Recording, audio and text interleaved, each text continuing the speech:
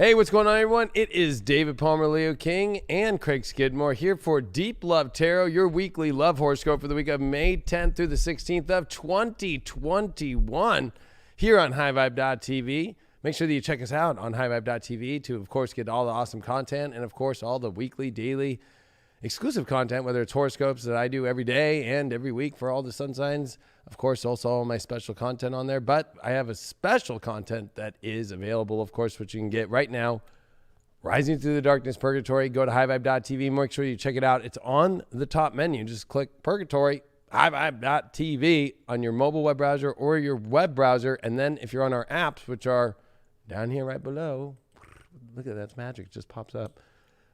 And then you can be in the library and watch it there, or just watch all the content through there, or subscribe to any of these networks too. But to get that special content right there, you got to go to the website. And of course, actually, I just want to promo. I'm on the Almost 30 podcast for Tuesday the 11th. So make sure that you check them out. I love Almost 30. It's the greatest podcast out there for spirituality. So many amazing people, and I'm honored to be on there. And I wanted to give a promo out for that. So if you're into podcasts and you want to hear what I have to say about things, check it out. Well, of course, this is the show where we're going to go through your love life. How are you doing, Craig? And how's your love life doing? I'm doing well. Love life, still moving along, still moving slowly. Slow and steady wins the race, I've been told.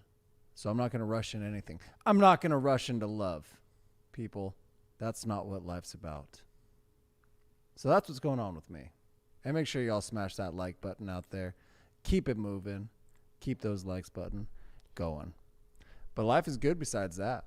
You know, I got out in the sun this weekend, got a little natural vitamin D up on my face. That sounded kind of weird.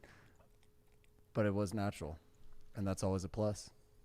And you got some sun too. You're out at the lake, right? Yeah, 2 weekends in a row now out in Aries at out in 100 plus degrees, and this weekend too. So I'm like, woo. You know, frying.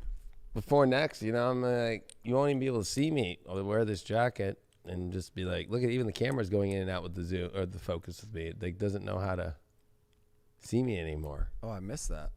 It's becoming so dark. Actually, Craig lost his phone, so Anne's been texting me, Craig, no phone, and it keeps going out of focus. Yeah, this main camera keeps going out of focus. Well, all right, let me come fix that right quick.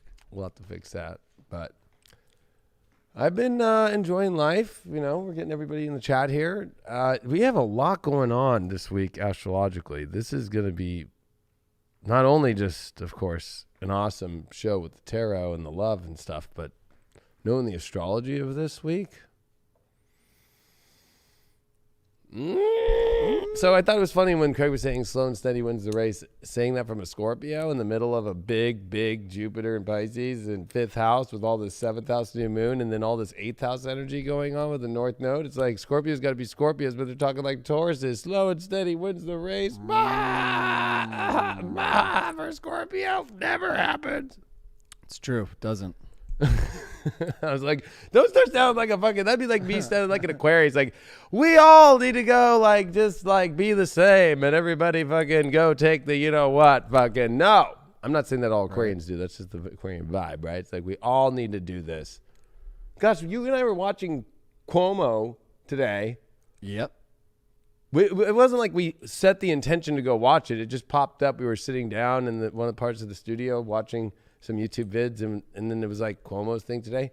Man, I've never heard anybody try so hard to like force people to get something. And I love how now it's just like everything in life, just if you don't choose to do this, we're just gonna make you look like you're the weirdo in the room or the sports center or wherever you're at. There was a couple of things that he said. He goes, no excuses. That was one of the things with an exclamation mark. He's like, we need to get rid of the excuses. There's no excuses for not wanting. You must be able to take this. No excuses. Like, I'm just like, aren't you under investigation for fucking around with all of your fucking interns? Like, you know what I mean? And fucking doing a bunch of shit, like killing a bunch of people. Yeah, and you're the one fucking telling us no excuses. What's no excuses for what you've done, motherfucker. You know what I mean? Well, he's just denying it. You know, he's just denying the claim. People are throwing out some ideas about my phone. I know where it is. It's in my Lyft's car. I had full hands. Hands were full. Short, board shorts, if you can picture that, up the thigh a bit. tan skin showing, full hands, hop on out, go put the things down inside. It was in there. So if anybody knows a gentleman named Bert that drives an Audi Lyft here in Southern California, reach out to him, tell him my phone's underneath his passenger seat. Teamwork makes the dream work, baby. Yeah, we'll get right on that. We're right on that one. So if you've never watched the show before, we're going to, of course, do a collective reading. Then we're going to do all 12 signs, and we are going to pull the tarot, and I'm going to give you a little astrology in the collective. But then we are going to pull your signs from the high vibe. I love gold. Chalice. Chalice was of weird. love. And we're going to do, and I they're all flying. The dice All are your zodiacs are just flying away. I always forget to mention that we also are doing the astro dice as well, which were in here, and that made the chalice sound not so chalicey. It sounded a little bit like that chalice life.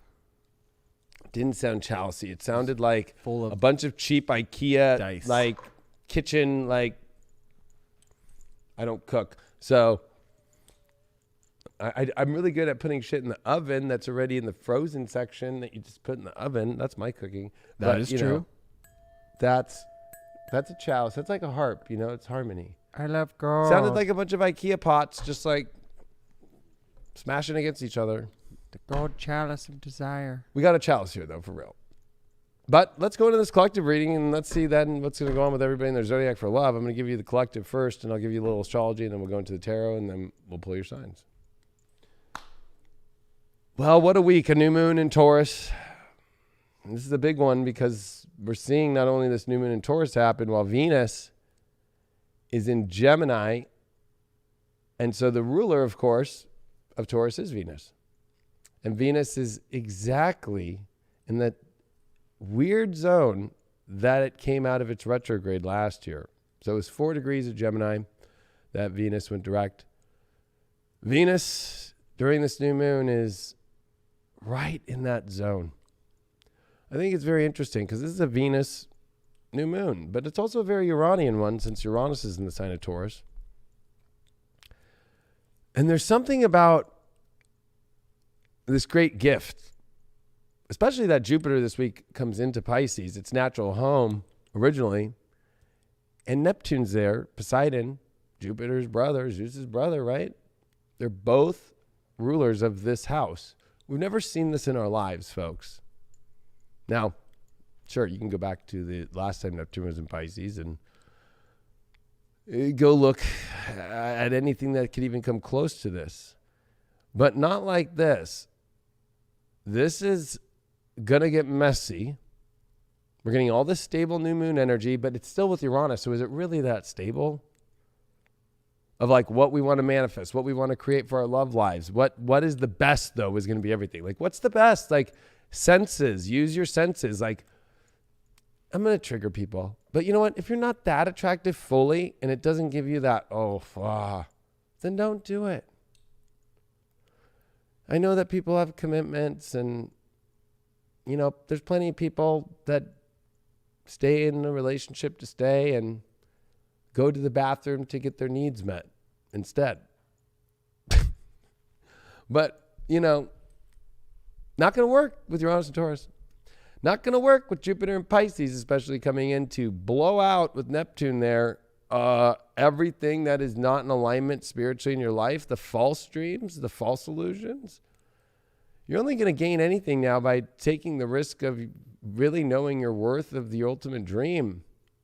And now that's something that, you hear, especially in this new age community, especially people who like to praise like free will and especially manifestation and law of attraction, which, I'm much more of a law of natural order, which might make me sound like a spiritual authoritarian, that I give the authority to the planets and the universe, but I give my power to God. I don't give it to myself, and I don't give it to others. I give it to God, to the natural divine order. And when you see Jupiter and Neptune come in to the same sign, we don't know how this is going to go. Although I will admit I was born with Jupiter and Neptune conjunct, so I was born with this visionary aspect, and this is a visionary aspect of our lives. And I can tell you that high vibe and all these things that you see didn't just show up because of my free will choice of law of attraction, but much more of the visions that I was defined with by God in the natural order of my design of a human being and a soul that was incarnated on this planet. So having Jupiter and Neptune, as somebody who has it, I can tell you, boy, do I have big dreams. Boy, do I have big visions, and I jump on all of them.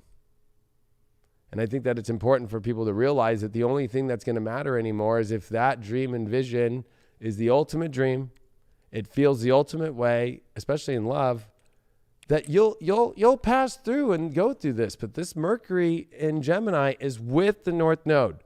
This is the week, by the way, of Archangel Michael. I just want to remind everybody that. I had to say that on the app, on my intuitive. It came through. I did like a 33-minute channeled, intuitive reading for high vibers this week.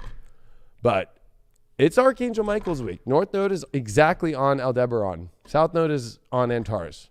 Mercury just conjuncted the North Node. Mercury comes into shadow this week. We're about to go through a Mercury retrograde at the end of this month. We're about to go through a Saturn retrograde on May 22nd.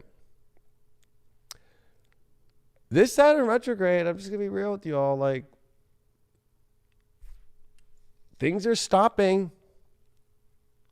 And then they feel like we don't climb the ladder any higher. So we have to put out into the ether. We need to put out into spirit this week, especially for our love lives, where we're going to have to take the risk of connection and where we might have to take the risk of a disconnection. It all depends on your own story. And with Mercury coming into the shadow period while it trines Saturn, and what is Mercury doing? Mercury and Saturn are looking at each other in a trine while they're both stopped at a spot where Saturn's like, I'm going to retrograde. And Mercury's like, this is where I'm going to come direct, but I will be retrograde. So it's very weird that everything from this point on, starting Thursday when Mercury comes shadow, all through June, the remainder of May, and through the beginning of July, because Mercury's going to have to come direct and then come all the way back. Plus, we were coming into eclipse season in 2 weeks. This is going to get really messy. All this mutable energy, all this Pisces and Gemini that's going to be coming in now with Jupiter. It's going to be neurotic. And this is your last stable moment week of let me pick the best. I don't know about how better else to describe it.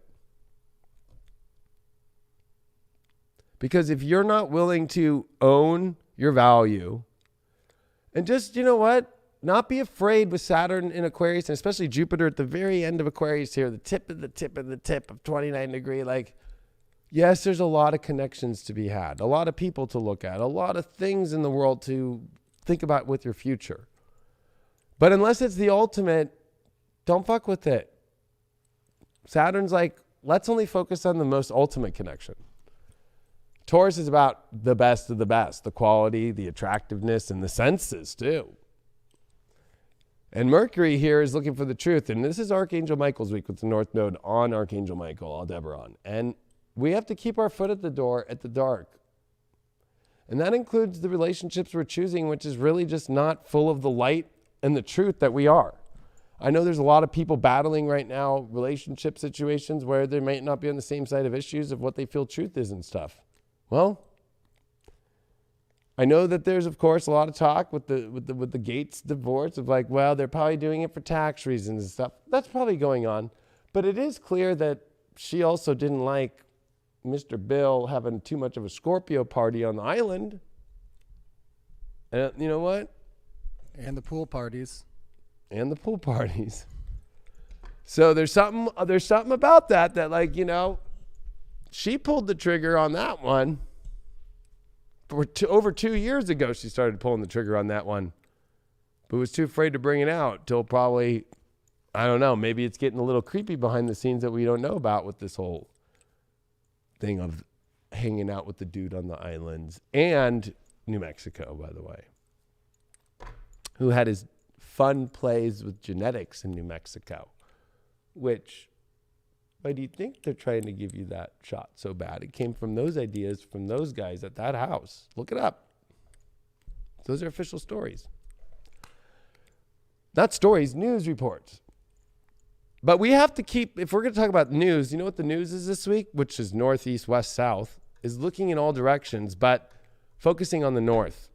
Gemini, focusing on the truth, of our senses, of the dreams that only are going to be connected to the divine and only into our most greatest imaginations that actually can become real, and they're not neurotic and crazy because we feel it, we know what our pheromones say. Like, I can make out with a girl and be like, fuck, this is amazing. And then I can make out with another girl and be like, where's my fucking keys to my car? So, where are you at in the middle of all that? And how do you decide from that? So let's see what the cards have to say. I just shuffled these Botticellis. Let's see what's going on with this. We're gonna fly through this. This flew out, literally flew out. Wow, 9 of, oh man, swords right away. That's kind of weird. 8 of wands in reverse as our challenge, and we did get the 10 of swords reversed. We got the justice card though as our way through this. Wow. I'm looking at it this way. I feel like there's some warning signs of where not to go. And we need to pay attention to them, because the only way to bring the proper justice into this world, in our lives, in our love lives, is to not continue to not pay attention to the signs of where not to go. It's almost like the more that you pay attention of where not to go, you'll end up where you're supposed to go, because you'll actually be paying attention to, like, this 10 of swords reversed to me is like, is the overall, like, you really can finally get out of patterns that probably are making you not feel the best. Because when the 8 of wands is reversed, it always feels like it's like 2 steps forward, but 8 steps back. Like, it's almost like, especially Cupid's backwards here. And especially with this 9 of swords, you need to pay attention to the signs of what doesn't look good, what's maybe waking you up in the middle of the night, or what's not feeling right about things in relationships right now. It might be subtle things, just like, yeah, I'm really not into it. But the continuation of keeping that door open is the worst thing that you could do in your life. There's definitely going to be warning signs about whatever love situations that you're contemplating. Are they the worst? The justice here is just going to be like weighing it all out. We're going to get deeper, because I feel like we really don't know for sure what exactly that'll be. Because I don't want to just be like, everybody's going to have a warning sign and you're fucked. You know what I mean? It's not like that, but it's like, okay, warning. Maybe it's just unwarranted, or maybe it's the warning signs of like, hey, this pattern needs to end. Judgment came up. Is this person really on the spiritual path with you and rising to the same calling? Or do they have their own calling and you have your own? And are you guys really going to come together in this world where everybody's needing to come together in the light worker world and the light force and doing the work? Or do they really even understand your mission? That has to be found. The lovers, look at this. We got the lovers, justice, and judgment all upright. This is fucking beautiful. So it's like, I'm going to look at it like this. You can have the ultimate relationship of all time, but it has to have this higher spiritual mission connected to it and this higher calling. That's the balance, is love with a mission. Not this nervousness because it's nowhere near that, because it doesn't have a mission to it. It's unbalanced because it's not a real relationship. It's just two people trying to fall in love that are not aligned, and patterns that are repeating that you don't need to, because lovers find patterns at work. You like that, Craig? You like that? Lovers find patterns at work? I do like that. I like that one. That's nice. Positive. Yeah, I mean, it can't always just be planned. You know, it's not a paved road that you're kind of just going down and everything's laid out in front of you. You always have to adapt and be able to pivot and find the beautiful aspects in each other as you continue to grow together. Yeah, I'm liking the way that this collective reading is going. We got Destiny. I mean, the Yod card of Destiny. I can't make that shit up. I mean, Judgment, Yod. I mean, this is a Destiny moment where some people are not going to like it, though. I'll be honest. My guides are just screaming it like, what, Destiny? I have control of my life. Oh, my God. Yeah, Destiny is the Yod energy is so rare. It's the finger of God. And we have judgment. We have literally the trumpet, the angel of God that is coming down to rise up. And here's the warning signs. 9 of Swords. You also might be afraid. Some people are afraid to go into the ultimate relationship of love right now.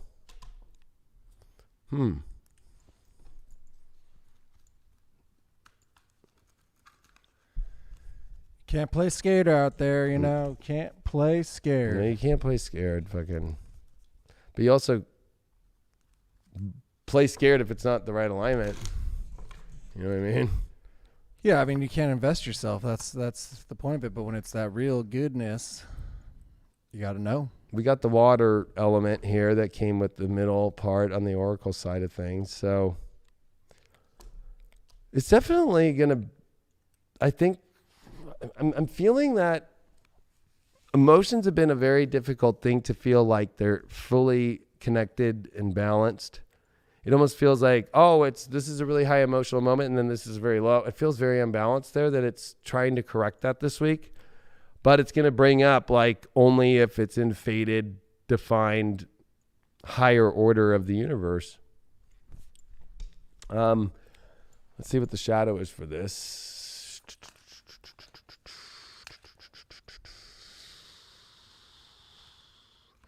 Is this me? I know. You know, it's so funny. That's what the whole thing is like, is this me? Is this person?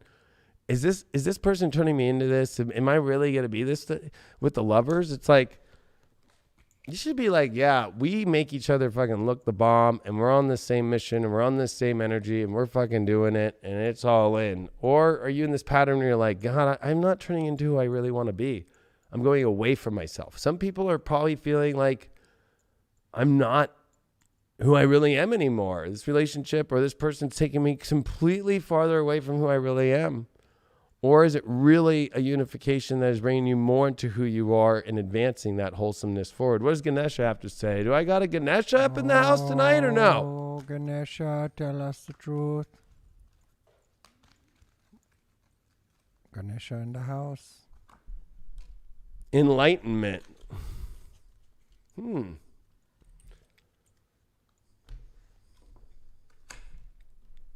That's an interesting card to have.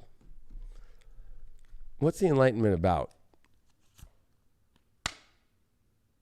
Ace of Wands. Oh, no, that's 7 of Wands. It's so hard to read these cards. I'm not going to use them the rest of the night. The light. 7 of Wands. Enlightenment over the one that, the partners that would do, they would do anything just as much as you would do anything to defend the position of the mission, of the light, of the ultimate love, is where enlightenment will come in, because you don't have to worry about that person, because the mission is first, and the mission is connected and unifying right now with the ultimate love. If you're just so far away from that, then you really don't have a partner by your side to defend the mountaintop and the higher place in life. If you're single out there, 4 of Pentacles. Honestly, singles, you're going to have to like find the ultimate coin, the ultimate one thing, one person, one situation that is the best. You're going to have to make a choice. You just can't just like play around right now. Like, don't even like fuck around with trying to fucking talk to many people. Like, just focus on like, this is the quality shit. If you're in a relationship, King of Pentacles reversed. Money issues going on. Definitely feeling like maybe the value and the worth. Look at how many Pentacles energy is coming up for both sides of the fence here. King of Pentacles reversed, though, could be definitely that you might feel that your partner right now is lacking in the ability to manifest right now or create abundance, or that they also at the same time might be even doubting the relationship, or you might be in that space. And you're going to have to take this reading and see if that warning sign is something that you can work through or that you can't. Overall, I think that destiny and the highest mission is everything right now with this reading. Our Astro Dice are, we got Ceres in the second house of Leo. Whew, yeah, building the best love of all time. And the integrity of that love is through creation and creating things that actually are sustainable, by actually creating something in many ways like that has a higher integrity for the divine. Yeah, it's almost like maybe there's a a loss or a lack of self-respect or self-worth, or even finding the worth in that relationship. As we continue to grow, sometimes we stop working on ourselves. We stop trying to better ourselves in many aspects of our life, and that can kind of run rampant in relationships, and they start to feed off of each other. So maybe tweak that. Maybe look at some spots where you had this goal, where you had this vision of where you wanted the relationship to go without the pressure, and even where you wanted yourself to go, and start on that and build from there. Yeah. Build back better, right? Constantly build back better. Oh my gosh. So let's see who is the first sign of this week. Taurus. Happy birthday, Taurus. New moon in Taurus. I can't make that shit up. Slow and steady. I know you can't see it, but fucking it's here. Taurus. Look, Taurus don't want to show themselves. Maybe that's Jupiter and Pisces going to help them get back out there into the world.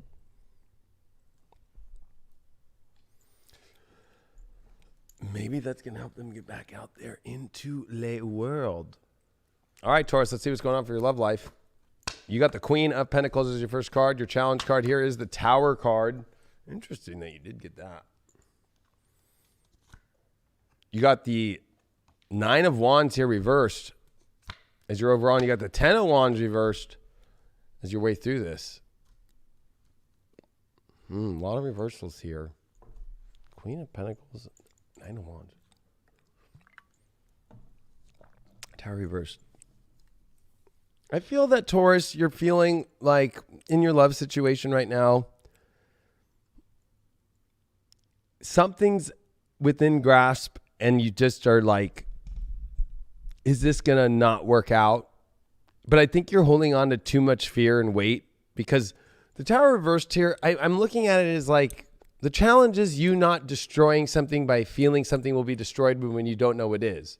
That'd be like me right now stressing out about some hotel in Vegas that I really like right now, but did they do well during this whole pandemic? Did they do well during are they going to just bulldoze it down? I don't know. But I'm not going to stress on that because this Ten of Wands is, stop holding on to the weight. I love this card depiction of it because the sumo wrestler is too heavy to play around with the lover here. And that's what you have to let go of is this heaviness over this destruction event. Queen of Pentacles is definitely one that always feels so sustained. She's got it all. She has all the abundance that she wants and everything. You have that reverse, and then you have the Nine of Wands in reverse, which is like, especially we got the, it's like defensive energy, and the overall is let go of the defenses about certain things. And I don't think that you have anything to defend upon in the moment. Like, so it's almost like, be careful of self-sabotaging this week, or be careful of fearing the worst because you're creating the worst. You also could be dealing with a partner that maybe is not showing up because of that energy that is being put out. That happens. That does. Does that ever happen to you, Craig? Like, you try talking to a chick and then she starts assuming what you're going to be and what you're going to do and all that shit. And then you're like, bye. That's happened to me. Yeah. Yeah, I mean, that's actually happened to me with individuals that watch this show. Yep, and you never met him. I just had to block one tonight. I was just like, you've now stalked twice, and then you're just creepily, like, it's just too much. It's just like some of these stalkers, some of these people, it's just sad. They just don't get the clues. We got a Five of Wands here reversed for that Queen of Pentacles reversed. We did get an Eight of Wands here, though. I think there's some hope at the end of the day with all this, Taurus. I mean, this is your birthday period, and I think what it is stop fighting to build something by actually the fight and the energy within yourself and the fear of things never working out or going kaput, because that's what's pushing it all away. This Eight of Wands is like, go ride the rocket ship. Tear down your defenses and let things go as they are. Let other people be as they are.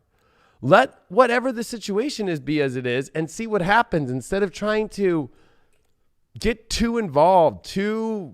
It's control. I feel like it's a lot of control because there's so many reversals here and they're all over places that have security and more importantly, this fear of something coming kaput and just going away. And also like letting go of your defenses and just letting the arrows fly. Just see what happens. You don't know if it's going to hit the target or not, but let's find out when Robin Hood actually does it. Usually he hits the target. Even when they try and move the fucking target away from Robin Hood, he throws up another one and fucking hits it, and it fucking still wins.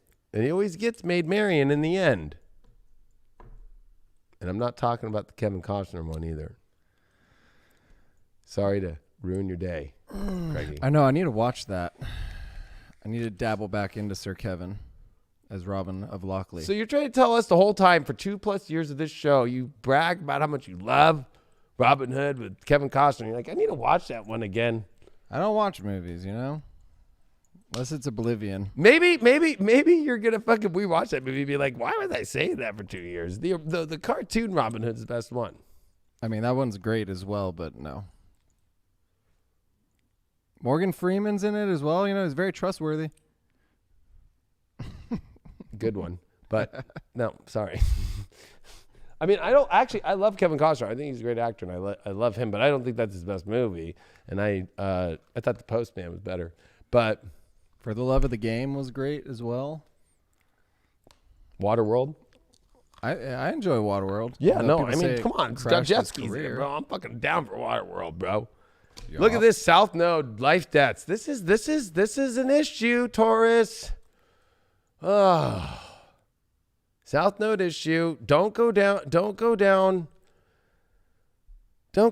this week. Don't push something down. I think that this, especially because there's so many reversals, it's within yourself. And the South Node is saying, like, don't fall down the same karmic patterns. Don't fall down these roads anymore. Nothing is destroyed because you're the one acknowledging if it's destroyed or not. I think that you have to be careful this week of yourself. I think you have to be just more open to allowing things to move in the direction that they need to go. Courage, look at that. That came right after that. The courage to just not be afraid of the tower coming down and to let go of the weight that you're putting on that. And to let go of weight, period, because that is the way that you get through this with the 10 of Wands, and it's through courage. Have the courage. But maybe you need to show more courage. You know, courage is what turns people on about a relationship, not the I don't have much courage within you. That means you don't have courage, period.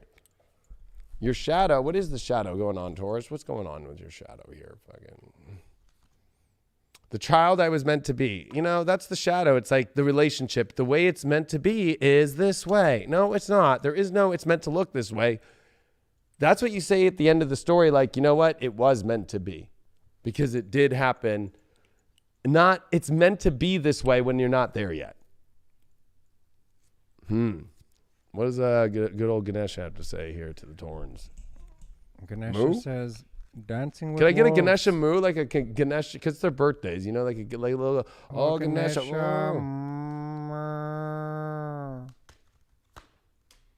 Look at that. Capacity to love. Oh, wow. This reading is very clear, very simple, too. Do you have the capacity to love? Maybe you're asking that. Oh, does the partner have the capacity to love? I would say it's more on you. Of course, it's on them, but it's on you. There's way too many reversals here. There's way too much South Node here. You might even also, you know, I'll be honest, maybe there's a situation that's just a past life karma relationship that you need to get out of the craziness with, and maybe that's not a tower, that's a saving grace. So you can have the capacity to love and get out of this cycle. You're in a secular pattern that you need to get out of. It's also a 34 card, which equals 7, which is the highest 7 that you can get in numerology if you actually use the number system and adding and birthdays. I'm at 34. If you are single out there, Temperance card, naturally things are going to happen in their natural way.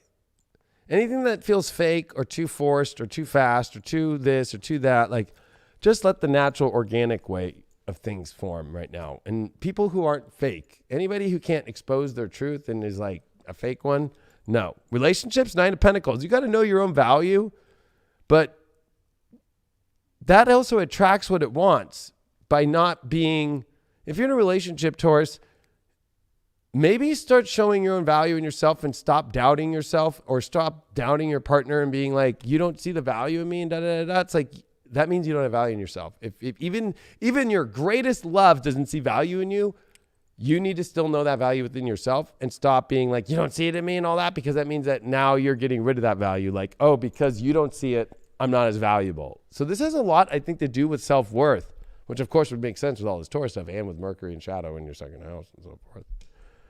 Your astro dice are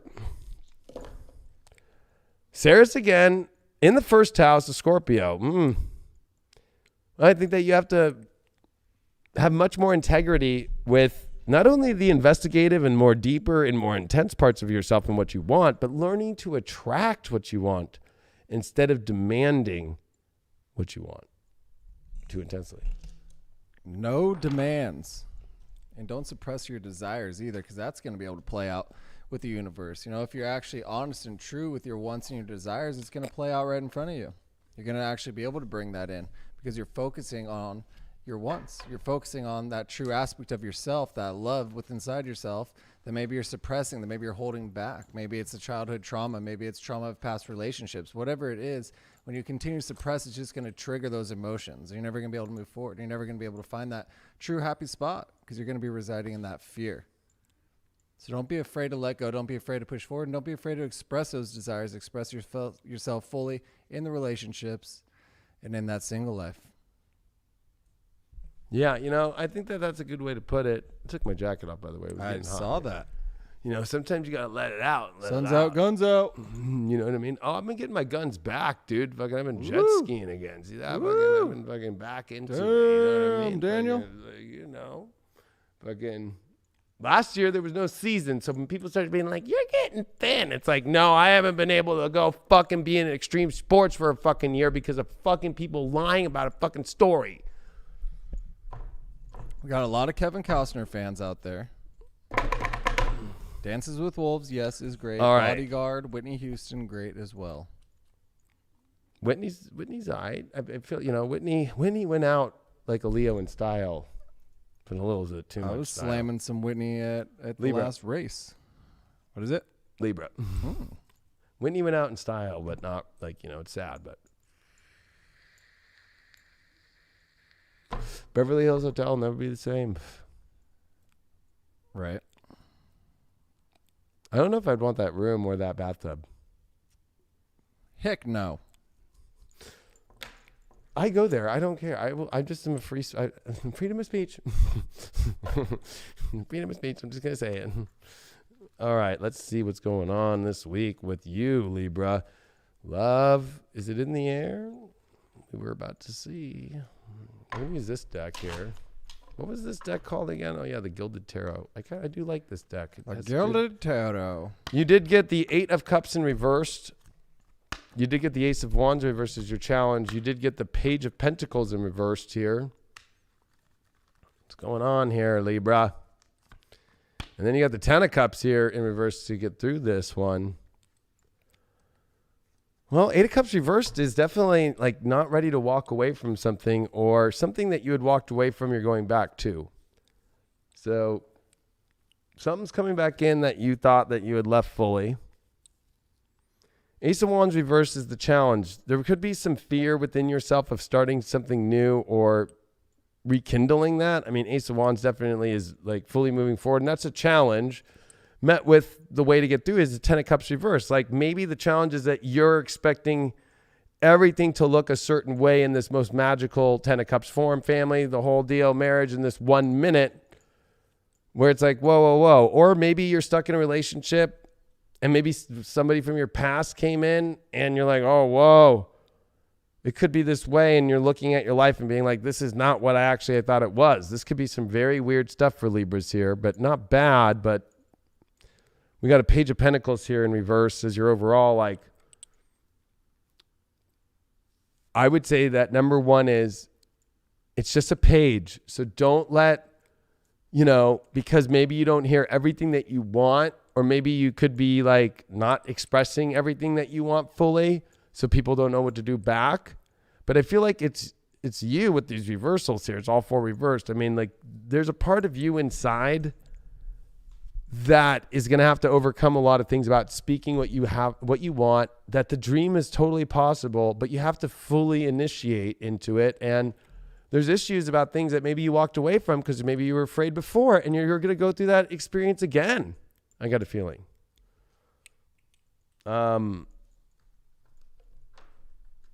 What did you get here for this 8 of Cups reversed? We got the Hierophant reversed, and then for this Page of Pentacles reversed, you got the Moon card reversed, or upright, sorry.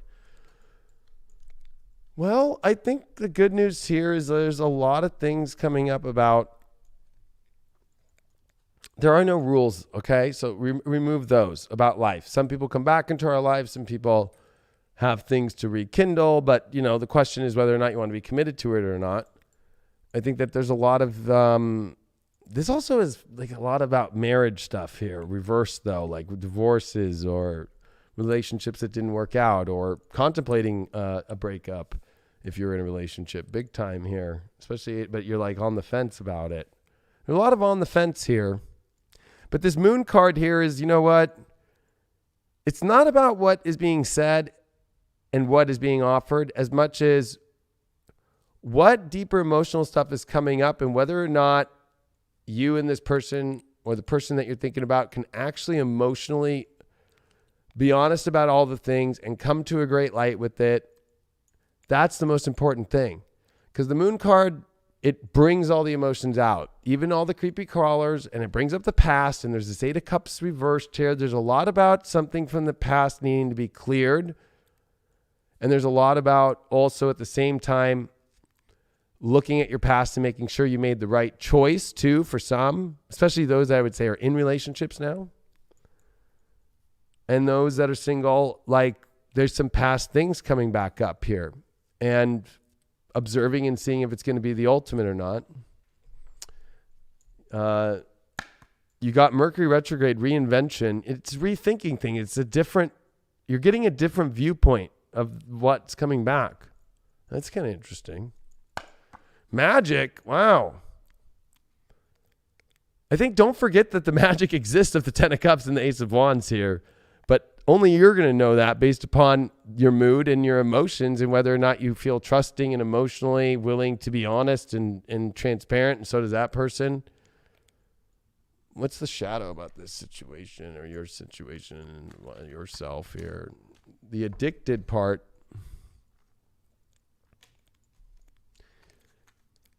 There's something about the situation. Either A, you can't leave it with, especially if I cross this to that 8 of Cups reverse, like you can't leave it. So I would say if this is like an ex that's been toxic, you're going to have to realize what are the issues that make it completely there, and do you really want to go back there or not? There's also some people afraid to leave a relationship here. They can't leave because they're addicted to this darker part, and a lot of it has to do with hidden emotional stuff, and there's been betrayals and shit like that, or cheating. Weird stuff like that, especially the Page of Pentacles reverse, saying what they're going to do, but they really don't hold that value. And then there's that where there's also another part where it's like, I just haven't been able to find the magic maybe in something yet. And I'm addicted to figuring out what that magic is. And maybe I need a different look. And maybe I had too many rules up, or maybe there was something in the way, or maybe there was a marriage in the way, or there's a lot of weird, Libras, you guys are all playing with some really weird energy. There's a lot of like, you think the Kardashians are crazy and how everybody's switching on everybody's partner and all that shit. Like, there's a lot of that kind of like, it feels like a dramatic little story here. And some Libras, I don't know why you haven't left your crazy relationship yet that you just can't leave. Like, you're just like, it's blocking your magic. You got reflection. Wow, talk about the past, the Moon card, the fucking 8 of Cups reversed. What's this reflection about? 8 of Pentacles. Well, what's the ultimate mastery here? What's the actual thing that you can build upon that actually you're mastering? I think that you're a master of reflection, but I think that, you know, how can we actually see this schoolwork of mastery in your love life actually go to some place that's good? So what to reflect on is where to go with it, opposed to just being always a place of constantly looking back at what it was and what is. How do you move forward and reinvent your life in love? And how do you get out of this kind of like more Like it almost feels like something has to be let go of. Something has to be shown up and be seen and go forward with or not. This is going to be very interesting. I want one more card because this is like really weird. Six of Pentacles. Like it almost feels like this is going to be your only way to understand. Fair exchange. Both you and this partner or both you and this person that you're interested in or what's going on are on equal playing fields with the ability of manifestation, money, and that stuff. If you're with somebody because you're with them for money, there's going to be hard situations. If you're the one paying for everything and having to be the boss and they're the fucking not, and they're not doing shit, not going to work. Or especially if you're a woman, I'm picking this one up. If you're a woman and you're the one that has to pay for everything and the dude's not doing shit, that's not going to work. If for singles out there, King of Wands, definitely look for that energy that is a high lover and a high king that loves to love and is also very strong and dominant and powerful with love. For relationships out there, the High Priestess reversed. Something is so off and weird in the relationship Libras right now. And that's what I was picking up the most. I think single Libras are dealing with things from the past too. But I feel like this is some not listening to spirit, not listening to your intuition about what? The Three of Wands, oh, you're looking around at new positions and you're in a partnership and you don't know what to do. And I think that you need to pay attention to this reading more. And you need to look at the truth. There's some really weird, and you know what? These cards are sitting underneath that Moon card too. And the Addicted card.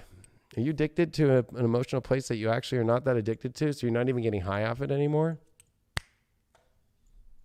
Libra. I don't want to talk to you like I talk to my cats. Libra. We got the Sun in Gemini in the third. Communication's key, stimulation's key, and the excitement's key. Oh, is that Mars? That's Mars. Mars in the third. Wow. New environments, definitely this week. If you can go into a much more new environment, much more bigger communication role, and more importantly, changing your environment up, checking new environments, something that feels like it's a new place and exciting and stimulating is the best place for you right now. And communication is everything. Communication is key, always. Well, truth. Definitely. You know, and sometimes it's easy to get kind of caught up in that day to day and we lose ourselves just a bit. We lose the magic, so to speak, you know, and I'm looking at that addiction card as kind of like a literal addiction. You know, when you lose yourself in something every single day, you lose that little bit of yourself, you lose that way to express it. So maybe that is you're addicted to being in that relationship, you know, or you're addicted to cutting that person off because they get on your nerves now, but you don't want to actually address the root issues. Whatever it is, you kind of need to break that cycle. You need to pull yourself out of it, but get back into yourself. You know, be able to be honest with yourself, be able to speak that truth. That's the only way that you're going to be able to break that cycle and find yourself fully. Yeah, because breaking cycles aren't easy, especially when they're shitty cycles that for some reason, it's really just like the fear of like having a better life, which is kind of crazy when you look back and you go, why was I stuck in that stupid cycle? But it's like the fear of like something better and that weird, just like in between moment that things are going to change. Well, you find that comfort in those moments, you know, they become easy. Yeah, but you know, I agree with you. I think the comfort though is more like I'm comfortable with not facing shit opposed to like I'm comfortable here. It's more just like I'm uncomfortable with having to go through a better change. We can get more comfortable in a shitty place, especially when I see that Addicted shadow card. It reminds me of like, I used to do drugs. I remember smoking meth and being like, I'm not even getting high and I'm still doing it. And I'm more scared of getting off meth than I am of staying on meth. Like, that's crazy. The fear of the unknown. What? The fear of the unknown, you know? And right. And I remember I just finally I called my brothers and pick up all my shit because I lost my truck. I was like broke. I was driving a fucking 1981 300D Mercedes diesel. The window broken. I'm like, what is going on with my life? My brother came, picked me up, and I just went cold turkey off and never went back again. It was the best move I ever made in my life. Boom. And, you know, it was the best change. And then my whole life changed. My whole life changed at that moment. It was that fast, too. It was like, wow. I just got high with my friends for a week. Fucking stopped fucking, not off meth, but fucking just smoked weed and fucking went and had fun listening to house music and started hanging out with my buddies again. The ones that were true. Pisces. I don't smoke weed anymore, but you know what I mean. You know what I mean? You know what I mean? You know the thing. You know what I mean? What's the thing? I want to ask Craig real quick. What is Joe Biden, because that's his name now, $6 trillion Doe.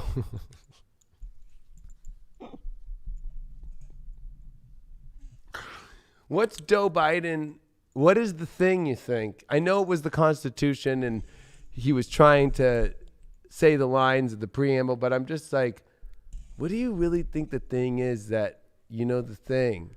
They talk about the great big lie right now. I think that anybody that's trying to push who's saying a great big lie is the biggest liar. We're talking about Hunter's laptop. That thing. Or those text messages that just was found today, and it was reported in, I think it was the Daily Mail. The Daily Mail in the UK. Yep. Because we're scared over here. The Chinese were giving advice on how for Doe to keep his dough going to win the Doe show. Pisces. Jupiter in your sign this week, Pisces. Are you excited or what? You're about to be the most fishy you've ever been in your life. You're about to be the true fish. Hey, if you know a Pisces out there, or you're dating one, or you like one, you haven't seen shit yet. Neptune you thought was everything. Now Jupiter coming in with Neptune and Pisces. Oh my gosh, both the planets are Pisces in the same sign. Oh no, of their own sign in their home. Oh my God, we are about to see what Pisces really are like. Woo! You thought Pisces were crazy? They're about to get even more dreamy, more crazy, more out of this world. I think it's going to be fun to watch. I'm excited. Just don't do fish out of water and think that you can survive for 40 minutes fish out of water, okay? Please, Pisces, please don't do that one. Because, Jupiter, Neptune is a big belief and a big vision that can be crazy. Maybe I'm all wrong about all this. I have Jupiter, Neptune conjunct in my chart. So, you guys may just be seeing my fucking belief in the craziest shit of all time. I don't know. Or I'm a true visionary. Who knows? We got the Queen of Swords. Here's your first card in reversed. We got Three of Cups is your challenge, and you've got the Ace of Swords there as your overall in reverse. And then you did get the Emperor card to get through this. I don't think that you know where the fuck you're going with love right now. I think that you have a lot of questions that you thought you were so certain about because you're not certain anymore. Queen of Swords reversed is definitely uncertain, or maybe you're dealing with a partner that's uncertain, but really that's making you still uncertain. It all always comes back together in all ways.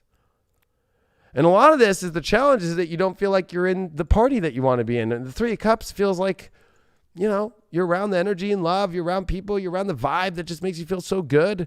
And I would say that a lot of this with this Ace of Swords reversed and the Queen of Swords reversed, a lot of it is like, I think that, it's okay not to have so much clarity on things. I think that that's your issue, is that you don't even know, or maybe even the people you're trying to figure out don't even think about what you're thinking about. Like, I think you're thinking about things and I think your challenge is that you want more attention, the Emperor. You want to be seen more, or you want to show up, or you want somebody to show up more. There's definitely that. But you just show up and be you and stop thinking so much and stop getting caught up in what other people are doing too. Like, or looking at other relationships, especially at three. It's like everybody else at the party is wearing this.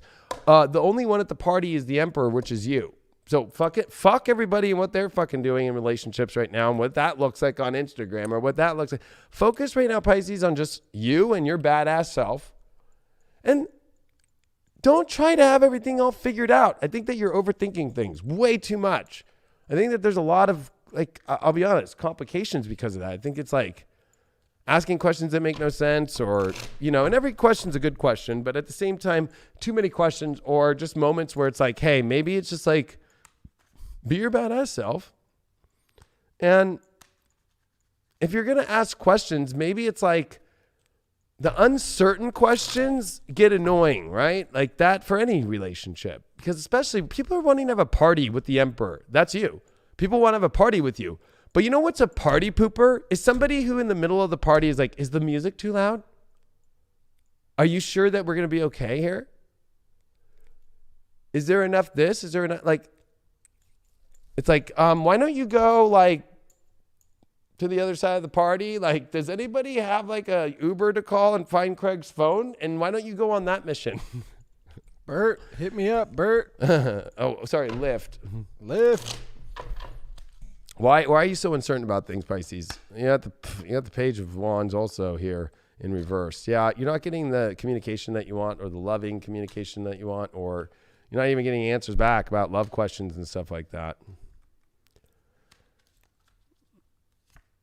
You got the Hangman here with the Ace, and it's reversed with the Ace of Swords. I think that, it's like, I think that you want this like ultimate moment. That's what it feels like, especially with the Emperor at the party, and especially with the Ace of Swords reversed, with the Hangman reversed. It's like, there is no ultimate like moment here. Like, let things happen by just showing up and being yourself in life right now.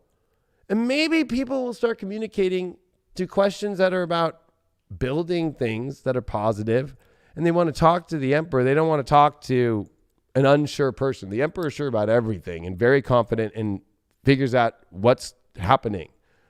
Instead of, I don't know, what is this?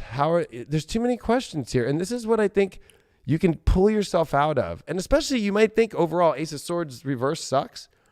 I think that Ace of Swords reversed here is saying like, this is not some supreme moment of I understand everything that you're getting through answering uncertain questions that you need answered.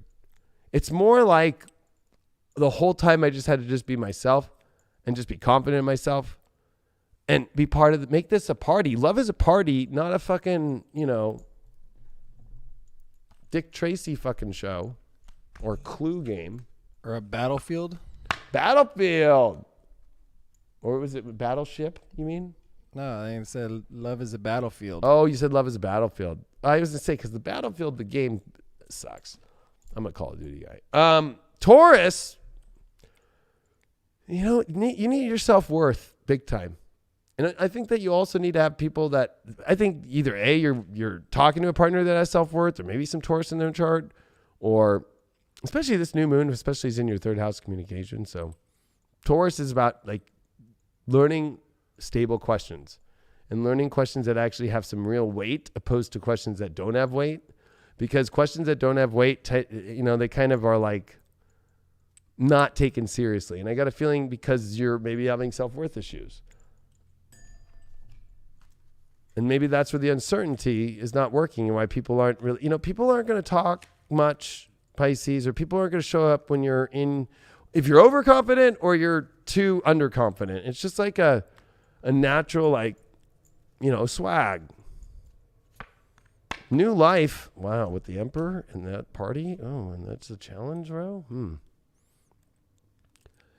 going to say this. I got a feeling that maybe you're wanting just like this new life to save the day, and that you think that's the ultimate party. The new life is in how you're handling your communication and your self-worth and your empowerment that you find through yourself. If you think somebody's going to save the day for your new life, not going to happen. It's you. I think that the Emperor can make you feel that way. Like, oh, I want an Emperor in my life. It's like, I think the way through this is the Emperor in yourself. What's the shadow here? Sacrifice.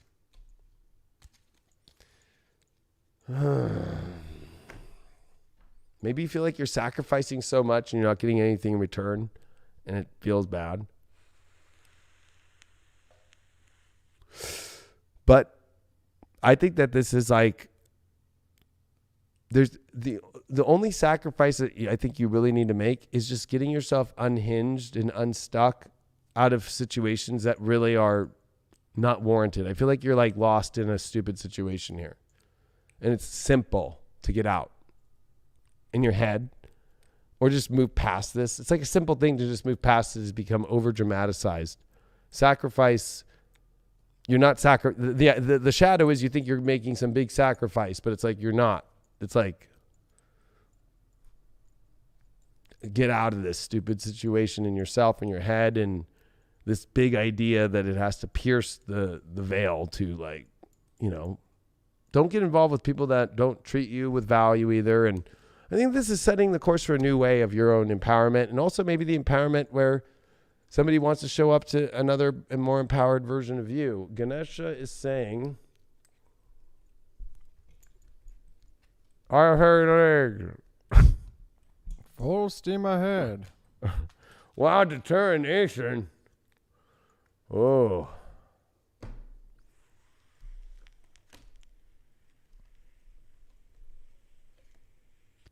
Seven of Pentacles reversed, determination. You know, Seven of Pentacles reversed is really weird. That's like investing in something and not getting a return. Maybe you're too determined about trying to get your investment and you're not getting any return back because you're investing so much and the return's not getting there. Maybe you're not investing the right way, or you're over determined to invest. Like, you should already have the value, not be investing energy. Like, I think that this is about you recouping your vibe and seeing what shows up to that, opposed to giving all your energy away constantly. If you are single out there, we got the Seven of Wands in reversed. I think that you're trying too hard to fight for things, or maybe you feel like nobody's wanting to fight as hard for you about it. But I think that that's not what this is about. I just don't think this is about who's willing to fight for me as much as possible, or I need to. If you're trying to fight for somebody really bad too and hold the best position, like, it's pushing everything away. If you're in a relationship, Two of Wands. Where are you two going in the world? There's a lot of questions on where you both are going, maybe job-wise or maybe moving, stuff like that. And there's a lot of determination to get it all figured out, but maybe it's just about right now pondering and where things are going into the future. And that's all that it is at this moment. It's not as dramatic or as big as you think. You did get the Sun for sure, and it is with Taurus in the second house. I mean, that's so funny. Know your self-worth, know your value, and only do things where the value can actually be built and actually be created in the way that you really want to. We got to have a little Finding Nemo situation, Pisces. You know, you're not stuck in that little tank. You didn't get abducted in some faraway land. You know, what did Nemo do? He carried that rock with his little chopped up fin through that filter, clogged that. They figured out a way, and there you go. There was that freedom. It was right in front of your eyes. So you just got to look at the situation a little bit different. Maybe you got to put forth the effort for the change and not just expect the change to happen, not just be happy with the life that you're living if you're in an unhappy situation. You have the ability to change any moment. You have the ability to change that path of your life if you just put forth the energy, if you just try just a little bit more. But it falls on you to find that happiness. No one's going to be able to put you in a happy place. It might be able to boost you up, boost that mood just for a moment. But at the end of the day, it's on you. It's on you. Well, who's it on now? A lot of people are asking for Gemini. Cancer. Too bad. Too bad, so sad. Hey, again, I try to teach in this world. Like, hello, people. Like, the divine and order, natural order. Like, I want Gemini. I pulled Cancer, yo. Like, you know, this Jupiter and Pisces is going to teach people to learn how to go with the natural order with Neptune more than ever.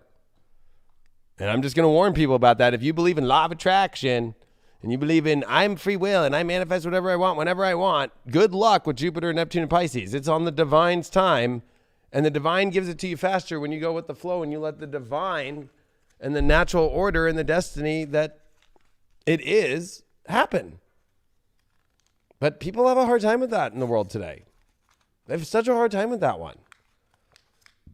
Like, look at this whole fucking crazy thing that's going on right now. Let's take a chaotic situation and force people with a chaotic situation. Chaos! Excelsior! I wonder how everybody that got that thing is going to feel when fucking Mercury goes retrograde square Neptune and fucking Jupiter and Pisces and Neptune and Pisces. Oh, God. Talk about mutability. Talk about fucking craziness.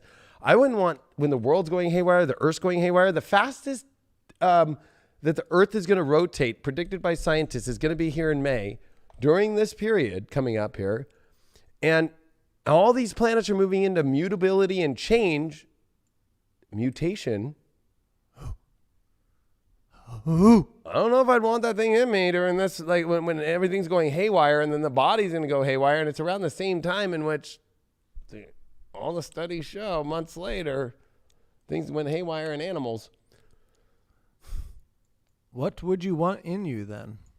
And I'm not against people, whatever. You do your thing. I just am like, you know, I've been trying to put out the astrology out there, and fucking know, you know what? I'll be real. There's a lot of other light workers that are doing the same shit, and then there's a lot of ones that lost their light, and they're just promoting it, and they're saying, "I'm just saying it because I'm a citizen." Oh, I guess you're not a citizen to the light anymore. Guess you forgot God. Okay, Cancer. Let's see what's going on with you.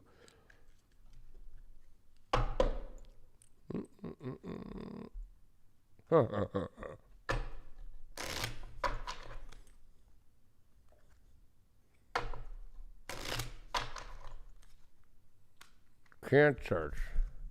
Come on down. What's going on, Cancer? I'm pulling the Sean Hannity with my jewel. 8 of Pentacles. 3 of Cups. We got that again in a different deck. 10 of Cups. Holy moly. Look at that one. Oh, flying out. 2 of Cups? What? Whoa.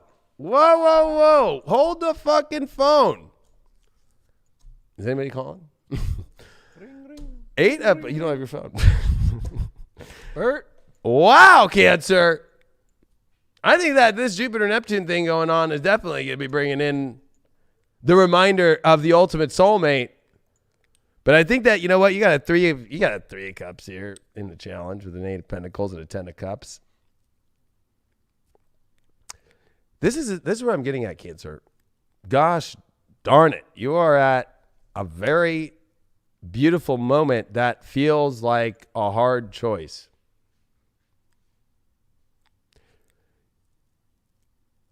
Are you ready to have the real dream life and the dream love, whether you're in a relationship or not? Because this challenge here is the party is not happening. If you're in a relationship, the party's not happening in the relationship. There could also be worry about a third person or some DMs in that Instagram. I always see that with 3 of Cups. And a challenge. And look at this, 2 of Cups. Like, where's your soulmate, Cancer? The outcome here is the ultimate. Are you afraid to like go build this? Like, you've been working forever to get to this point. You got to also seize on who your soulmate is, because I think that the challenge here is like you're missing out on the ultimate party of your life right now. That sucks. But it doesn't suck because you don't have to miss out on it anymore. We're going to find out what this 8 of Pentacles is doing, because I almost feel like, I'm going to be honest, I think that you're also maybe dealing with somebody who's boring, or you keep picking boring people that like master a craft, but like we're talking about the mastery of like the ultimate fantasy here. And this 8 of Pentacles feels very boring in a love reading to me, honestly. I think it's the most boring thing. It's like, okay, like we can work, or we can do this, but I got a feeling like, I knew it, the Fool came up. Like, you're looking for the fucking magical adventure that's fun, not fucking this like, okay, I can do this, and I can, yes, what do you want me to make? I'll make it happen for you. Or somebody from your work, or somebody that's helping you with your work. But you're looking for the Fool. You're looking for somebody who's a lot more fun and wild and fun. You're looking for the party. That's your challenge. You got look at that, the Fool with the 2 of Cups. Wow. 10 of Cups. You're looking for that dream, fun, wild, like who knows, a little bit edgy, because you don't know where it's all going to go. I feel like that you're in situations where you're too certain where it's going to go single, and you're too certain where it's going to go in your relationship. Well, 9 of Pentacles reversed. You're not ready to own this beautiful life, are you? Too afraid of what I just said. 9 of Pentacles reversed. I think that you're too afraid to own your value fully of who you are and actually allow it to all be as it should be. I feel like you're afraid to let the dream be as the dream. So if you're single, you're afraid to have the dream of love. If you're in a relationship, I think you're afraid to change the dynamic for your life to go in that direction, or call out that you want the Fool more, or be honest that you don't have. You might have a boring relationship or a boring partner.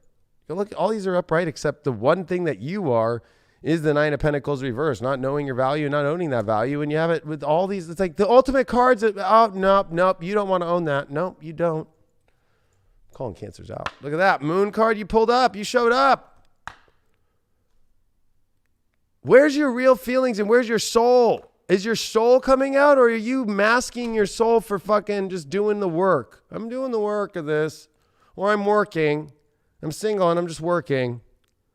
Gosh, there's all these emotions. And you know, the moon card and the soul, it brings out a lot of that truth.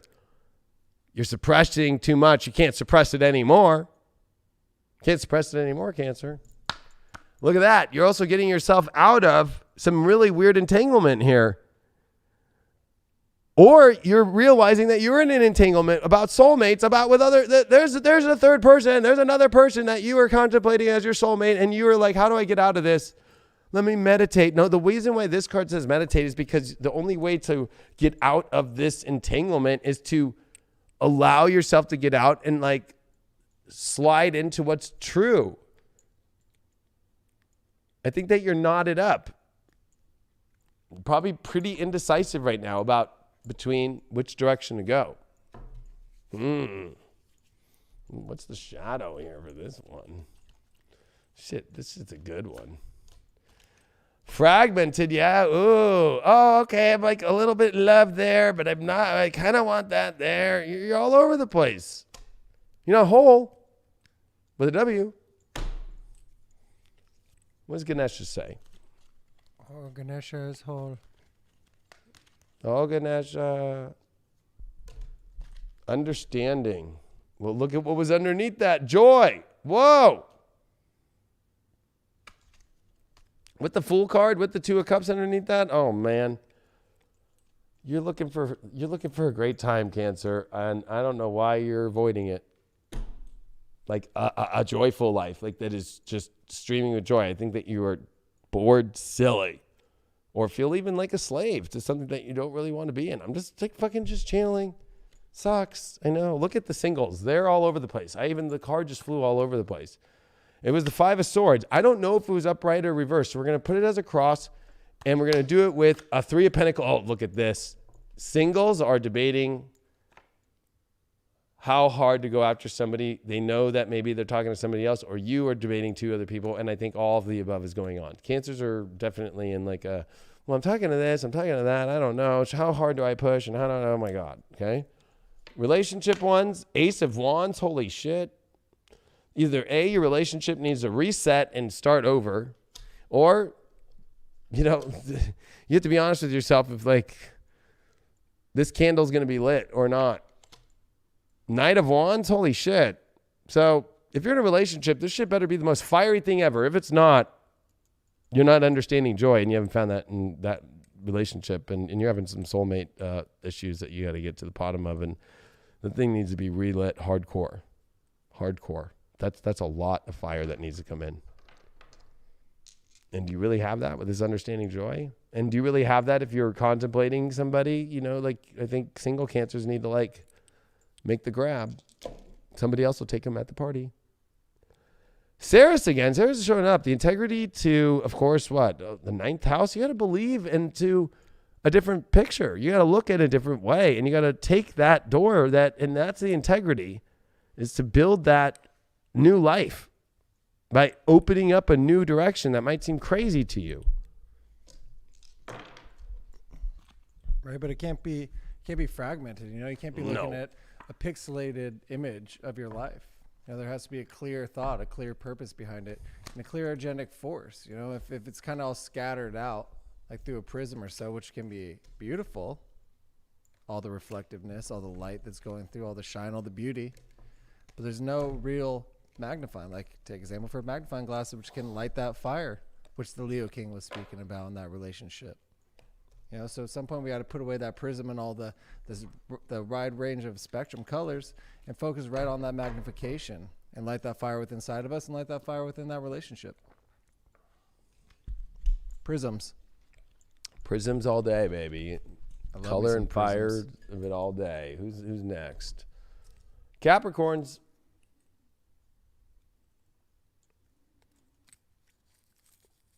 Hello. I'm your local Capricorn. I'm the Monopoly man. Hello.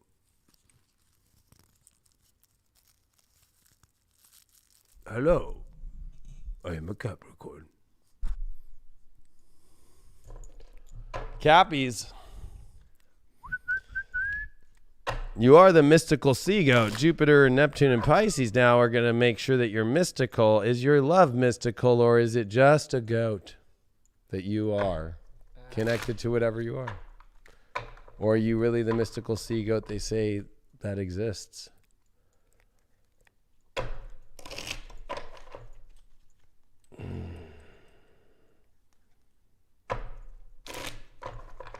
All right. What do you got? This is a big week. Astrology for Capricorns would love too. They got it in their fifth house. You got the Ace of Wands in reversed. That's crazy. That card's coming up a lot. 10 of Wands in reversed is your challenge. You pulled the Emperor in reversed, and then you pulled the 3 of Wands in reversed.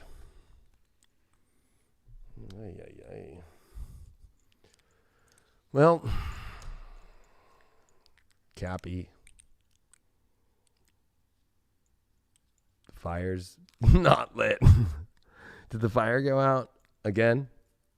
I'm saying again because you got a 10 of Wands here in reverse. The challenge is you just like letting the weight off, but it just feels like it's just like this weight of trying to hold this like ultimate light that is it really? You got your overalls, the Emperor reversed. I almost feel like I think that, you know, some Capricorns are maybe tired of this scenario that they're in right now. You got a 3 of Wands reversed. It's like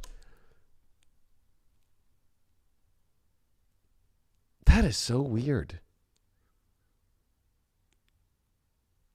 I think that the universe is saying, like, stop playing with other worlds in your head and figure out the one that you're in. Yes or no? That's your issue.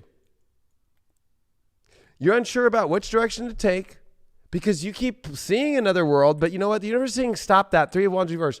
Stop looking outside before you've dealt with the weight that you're still carrying. So it's one thing like I'm hungry and I'm going to look at a bunch of things. Why don't you look at the food in front of your plate first and determine if you want that or not before you start looking on DoorDash for some new fucking options? That's your issue. That you're caught up in between too many situations. Like, oh, should I do this or should I do that? But let me look at all this while I haven't made a choice about this.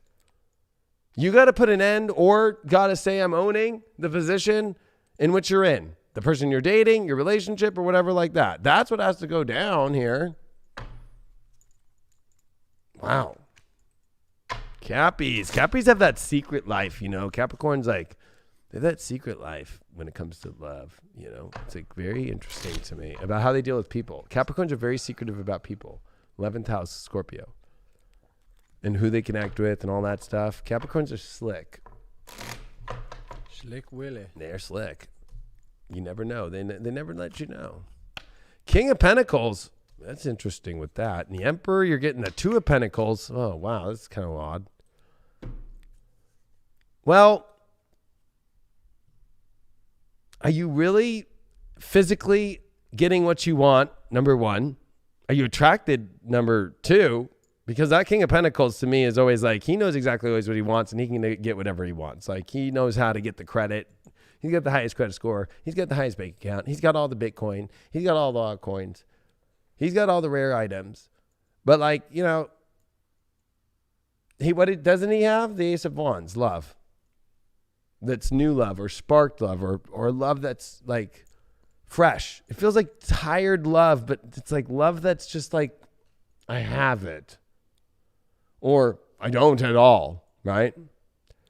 And then we've got this 2 of Pentacles here with this Emperor, which is the Emperor reversed is definitely a very 2 of Pentacles thing, like trying to find the harmonious balance in the universe, but also it's very shifty and it's very shuffling. And I think that you're shuffling, and that was what I said originally, like in a different way though, like you're shuffling what to empower yourself by, and you're just kind of like shuffling along. Should I do this? Should I not? Should I?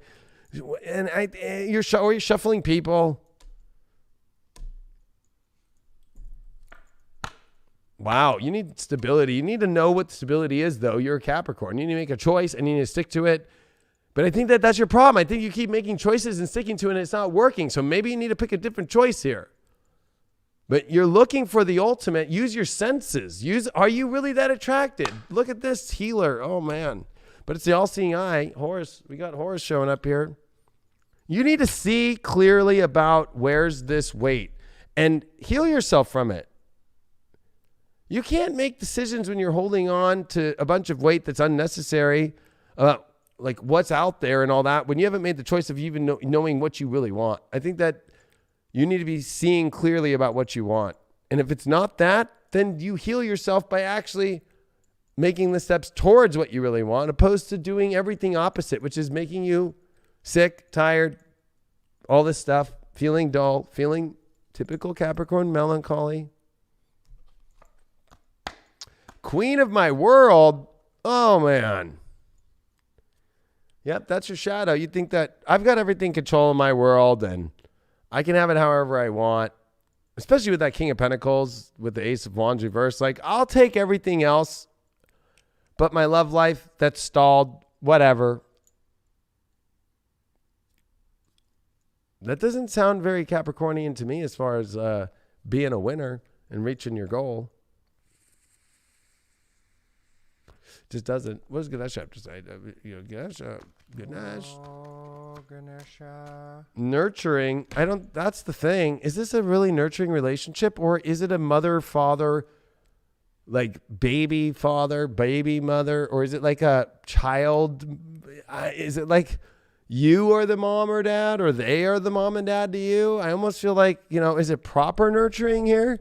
Or are you guys just with each other because of nurturing? Or is this what you're desiring so much this week? And why are you blocking that? Let's find out.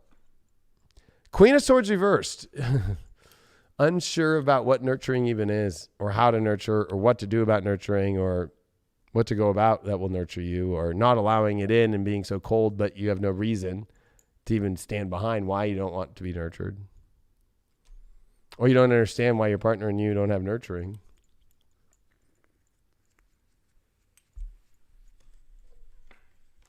Singles out there, Nine of Swords. Oh, there's some warning signs out there, Capricorn singles, about somebody. What are these warnings about? Queen of Pentacles. They don't have as much as they say they do. They don't have the ability to manifest what they say they can manifest, or they don't have the value in you as much as you think that they do. You've seen the warning signs. Stay away from those singles. Relationship ones, Four of Swords. It's a safe home, but there's a toxicity still about it. It might be safe, but there's some toxic thing that needs to be figured out and cleared out here. And maybe there's really no nurturing, or maybe you don't feel like you're being nurtured the way that you want to be. You pulled the 5. Wow. Sun in the 5th house in Taurus. Wow. It's time for you to have the ultimate love, but are you really ready for that? I mean, I think that you 100% are, but you have to have fun, and you have to go, what's going to lead you to the ultimate value is like, go play. And the 5th house is the house of play with love, like playing around, like going and having a make out, be a teenager again for a minute. Is your relationship like a teenage love? Or are you single and are you willing to go through teenage love things? Or are you taking it so serious that nobody's allowed to have teenage love? I really like that. The seriousness of the adulthood, of the adult love, of the adult relationships that we're in. And sometimes we just need to get back to the basics. 100%. Right? We just need to get back to the simplicity of attraction, the simplicity of enjoying spending the time with the individual, simplicity of life. It doesn't need to be so wound up. It doesn't need to be so crazy. Sometimes you just need to go out and enjoy yourself without the pressure that we put on ourselves, without the pressure of what is this relationship going to be? Is this person going to work out in my life for the long run? You don't necessarily need to look that far forward. Live in the moment, live in the present time and the happiness that you're feeling. And it's going to work out. At least it's going to be able to focus on just what you're doing right then, without getting caught up in what you should be doing or what you didn't do in the past. We just live in such a sensitive time, dude, where some people just like, it's like, okay, you made out. It's like, okay, I expect you to be this right away. It's like, whoa. It's like, whoa. Guys do it to girls and girls do it to guys. It's like, chill the fuck out and just let it ride and see what happens. That's what you did as a teenager, and it just naturally happened. And this love note turned into that love note. That date turned into movie theater date, walking around the movie theater for 8 hours and making out at the last minute because you were nervous fucking before your mom picked you up. Like, come on. It's sad when, you know, the little kids out there fucking having more fun than you, Capricorn. Whoa. I just said that.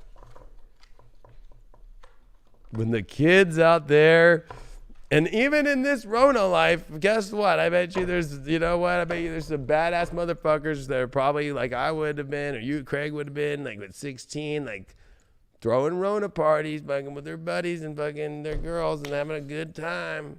You know it. You know it. You know it.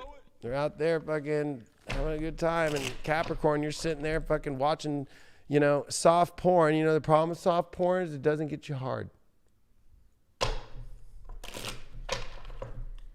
Soft, supple love. I'm stealing that. That's a Pablo Francisco line. But, you know, that's the thing. I got a feeling that, you know, go watch your Cinemax and dream and go read your 50 Shades of fucking depravity. Aquarius.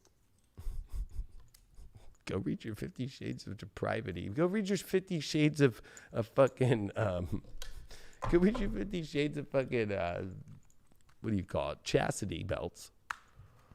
The 50 Shades of 50 love. Shades of my chastity belt. You can unlock it with your tongue.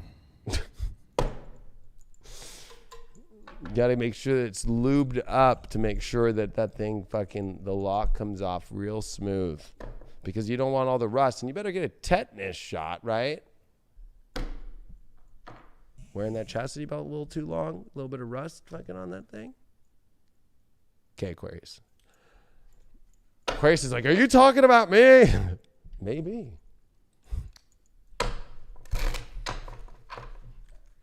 All right, Aquarius, let's see what's going on for you in your love life this week.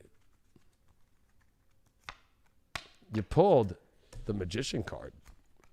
You pulled the 7 of Wands as your challenge upright. You pulled the 2 of Swords reversed as your overall, and you pulled the 6 of Swords as your way to get through this reversed.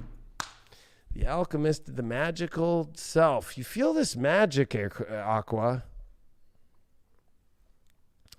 But the challenge here is like, gosh, this is going to take a lot to hold position of where you want to be. It's going to take a lot, and that might feel like a challenge. Like, well, I'm going to have to actually put a lot into this, or I have to put more into this, and I have to hold that line up there. It's a lot of integrity that you got to hold up there. Valor. But, you know, the overall here is saying that 2 of Swords reversed is like, I think that you're confused when there's really nothing to be that confused about, especially the 6 of Swords reversed is like, why are you afraid to take your magical life that actually the magic's on the other side? The grass is greener on the other side. I hate to say it. You're afraid to like move on to a new place in your life, or move the relationship to a new place, or move your whole entire dating thing to a whole new place. Like, you might think that it's all good because you're second guessing yourself when you don't need to. When you're really second guessing really like stupid shit, when there's like, and it's also, but the advice here is the 6 of Swords reversed. Maybe it's not that you have to go to the grass that's greener on the other side as much as it is that realizing that it's not that hard to own the magic for what you want in your life. Like, I think that maybe you're just like feeling like that's going to make me cross the river. And like, maybe you don't have to cross the river.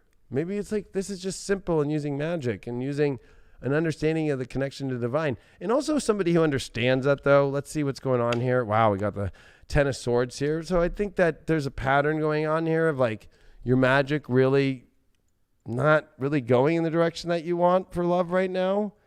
Or it's like the same scenarios continually happening. Maybe because of what you expect is going to happen, or what how you're showing up to it, and then what you think has to happen. Or maybe you're expecting somebody to cross the river to you and then come up to where you want to be. And it's like, I thought you were an Aquarius. I thought it was about understanding that we're all people and we all have our different ways and uniqueness. And I think that this is like a pattern that's breaking for you this week of like the same scenarios always happening over and over again. You get the Temperance card here, so there's definitely there's no weird things to choose from. It's just like letting things that are natural and organic be, and trusting the magic in that Temperance and the magic of how the whole entire universe works. I mean, this is a very magical reading. Like, it's almost like you could fall into the trap of old patterns, or you could just go into the most magnificent, magical, fucking natural journey of all time. But I think that you're kind of dealing with what is what, and that's not a question. Don't act like you have a blindfold of not knowing. You know. So do what you must do to get to that magic. You got Pluto transformation. You know, this is kind of weird because it is a big, massive transformation. Just maybe it's not the transformation that you think it is, like this crossing to another side.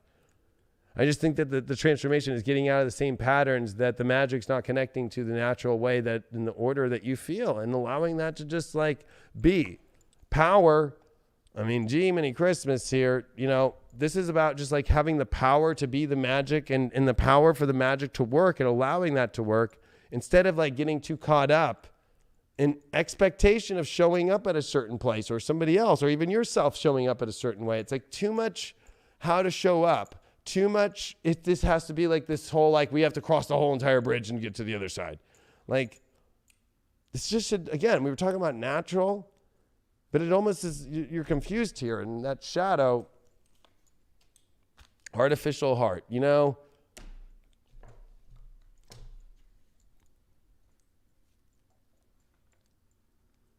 when we're not in our natural flow, we're not letting things organic happen, and we're overthinking it, we're actually not in the heart, because the heart doesn't do those things. The heart only goes organically and magical.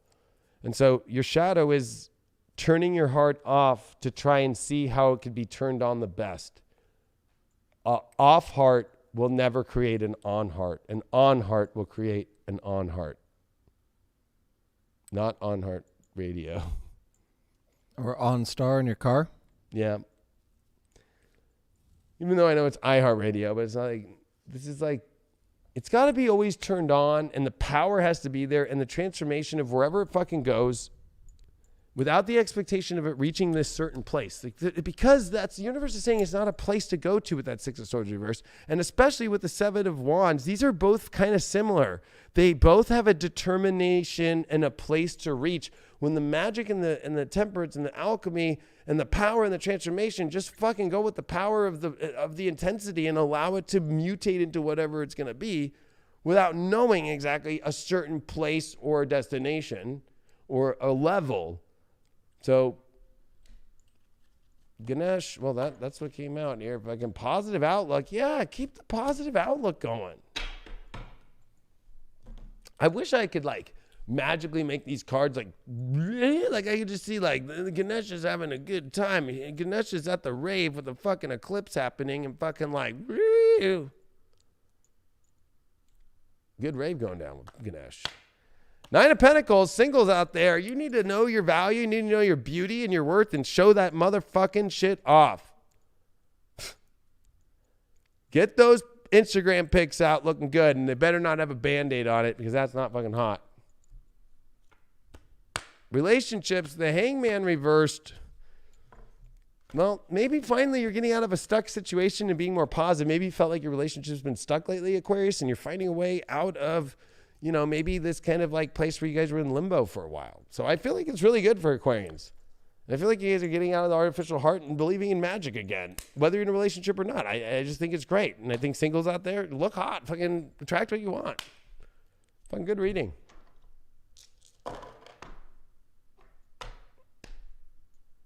Well, 9th house, Aquarius, Mercury. Well, it's Mercury in your own sign here in the 9th house. Believe in what you want and communicate the vision for what you want.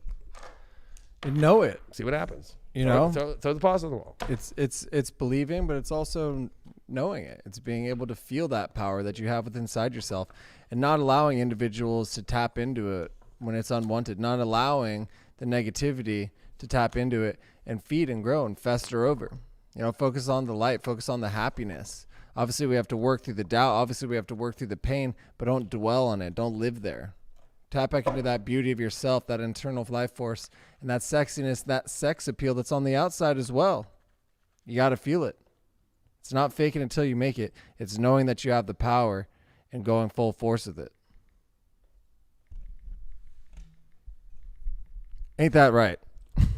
Well, all I got from that, because I was reading the chat and people were like, what, Band-Aids aren't hot? You're discriminating off Band-Aids or something? I'm like, no, Band-Aids in 2021 is gross.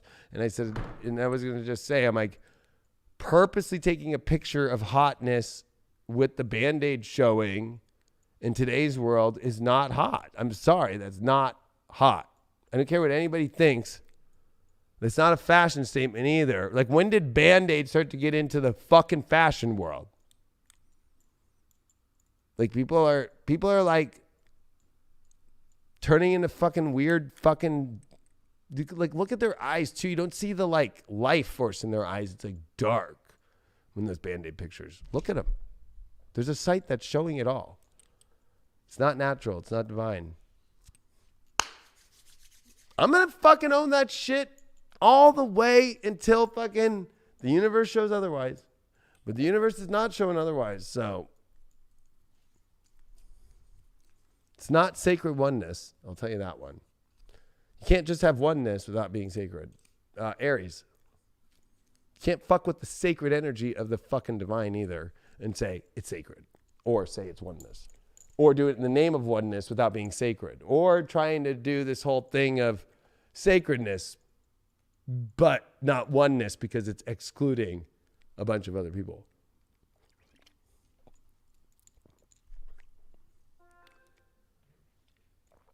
All right. Aries. Aries. Aries. Aries. Oh, yeah. You should watch my report this week, Aries. I'm good luck with Jupiter, Neptune, and 12. We might see some Aries go way off the rockers here, but at the same time, it could be the biggest channelers of all time. I don't know. We're about to find out. But there's also great loss. How are you going to deal with that one? It's not divine. To get you to what's divine. All right, Aries, let's see what's going on here. I just want to give you a nice shuffle. We just did a lot of readings there. All right, let's see. All right, you did get the Five of Swords in reversed. Your challenge card is the Knight of Swords in reversed. You got the Magician card as your overall. And you got the Three of Cups in reversed. All right, Aries. Five of Swords reversed. Somebody's not trying hard enough, and you're not. Maybe you're over trying too hard, and it's like, but they're not trying hard enough. Or it's the opposite. Somebody feels like you're not trying hard enough, and you're not. But they might be demanding too much. Especially we got this Knight of Swords here. It's like, and it's reversed. And this is the challenge position in a love reading. Like, nobody is coming here to save the day, or the person that you want to come and like rush in and change things. It's not happening. There's some stall here that's divinely not working out. And in relationships right now, there's also a feeling of, for Aries right now, like, God, they're just expecting me to do more, or that person's not doing enough. And it's like, expecting things too fast, or another person's expecting things too fast, and it's not happening. And then this Three of Cups reversed is like, I'll be honest. Be careful of this one. Like, you know, don't go try and wash it away through, you know, Three of Cups is the party. It's drinking. It's having a good time. And trying to like wash away that, or think that the ultimate party's coming to you through some crazy knight that's in shining armor that's going to save the day. Like, you're the magician here. You've got this power to be in a magical situation that doesn't force, that doesn't need a party, and that doesn't need a save the day energy. Also, I feel like Aries, especially single Aries or dating Aries, like, are you dealing with somebody who has no magic, and you're fucking trying to make them magical? You're forcing it upon them, and you think they'll change? Not going to happen. Not going to happen in this reading. I'm sorry to say. Ain't happening. Ain't happening. Not up in here. Not up in here. But, you know, stop trying to. You're waiting for somebody to save the day. And I feel like it's specifically somebody. It's very targeted. Very targeted. I'll get a confirmation. Who is this person? Ace of Pentacles. Yeah, you're trying to build this beautiful life with this person. It's not happening. Not going to happen. I'm throwing it off. Throwing it off. Not going to happen. I want a confirmation. Not happening today. or tomorrow or the next week. You got the Fool reversed. Oh, God. I think that a lot of Aries are done with some people. They're like, I have tried everything and I feel so stupid that I have tried so hard. I'm done. Or maybe you feel stupid that you haven't tried hard enough and it's like the ultimate situation that you thought was magical and you were like, fuck, I fucked it up. But why is this magician here? King of Pentacles? The overall is it from real magic? And does this person have that? And also, do you? Are you living in your true alchemist self? Are you living in your true divinity? And are you using everything you got in your magic and every tool that you have and every ability that you have to find a partner that actually has the same kind of vibe that you do in that space? Our collective reading was about the Judgment, the Lovers, and that whole connection of the duty and the mission of a higher good that is embedded with the divine for love. Are you part of that, or are you trying to force feed something or change somebody, or somebody trying to change you to be more normal, or to even be, well, anybody that's into magic want to be watching this shit.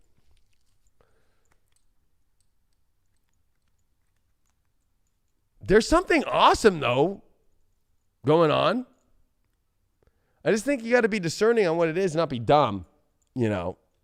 Also, you could also, you know, Fool reverse with Five of Swords reverse, like fucking just destroy something in a dumb way because you were looking for some fun, or you were doing something stupid, or you were forcing to fix something. And you don't need to try and force and fix your partner, because if they can't do it already, they can't. Well, Black Moon Lilith mystery. Here we go. Whoo! You know, Lilith was with, I think Lilith was in Gemini with during the December 21st, 2012 alignment. We're going to start to see Lilith come into Gemini soon, but I just am thinking out loud. But I'm just like thinking about Lilith right now in this Fool reversed. Like,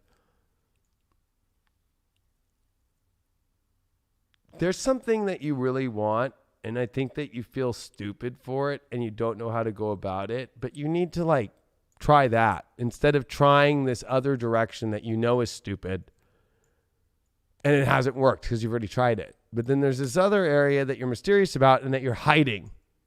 You're hiding something. Black Moon Lilith is always underneath going, this is what I really want. And then she waits till the last minute and goes crazy. Relief. Oh, you know what? Fuck. You can relieve yourself of so much, especially by trying to fix something or overly trying to force something or trying to change somebody or somebody trying to change you and letting it and just looking like, no, I'm not going to do that. Stand your ground, Aries, just in who you are, and you don't need to fucking try and fix everybody, and you don't need to be fixed. This Ace of Pentacles is not coming to the person that you think will save the day or will change themselves. So stop trying to do that to them. And more importantly, let's see what the magic's going to bring up here. What's the challenge to this ultimate magical situation in your love story right now?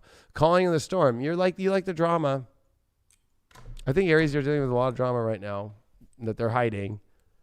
And I think that a lot of it is like stupid situations and stupid overtries and stupid trying to fix things, when it's like the alchemist and the magician and the King of Pentacles, there's nothing to be fixed.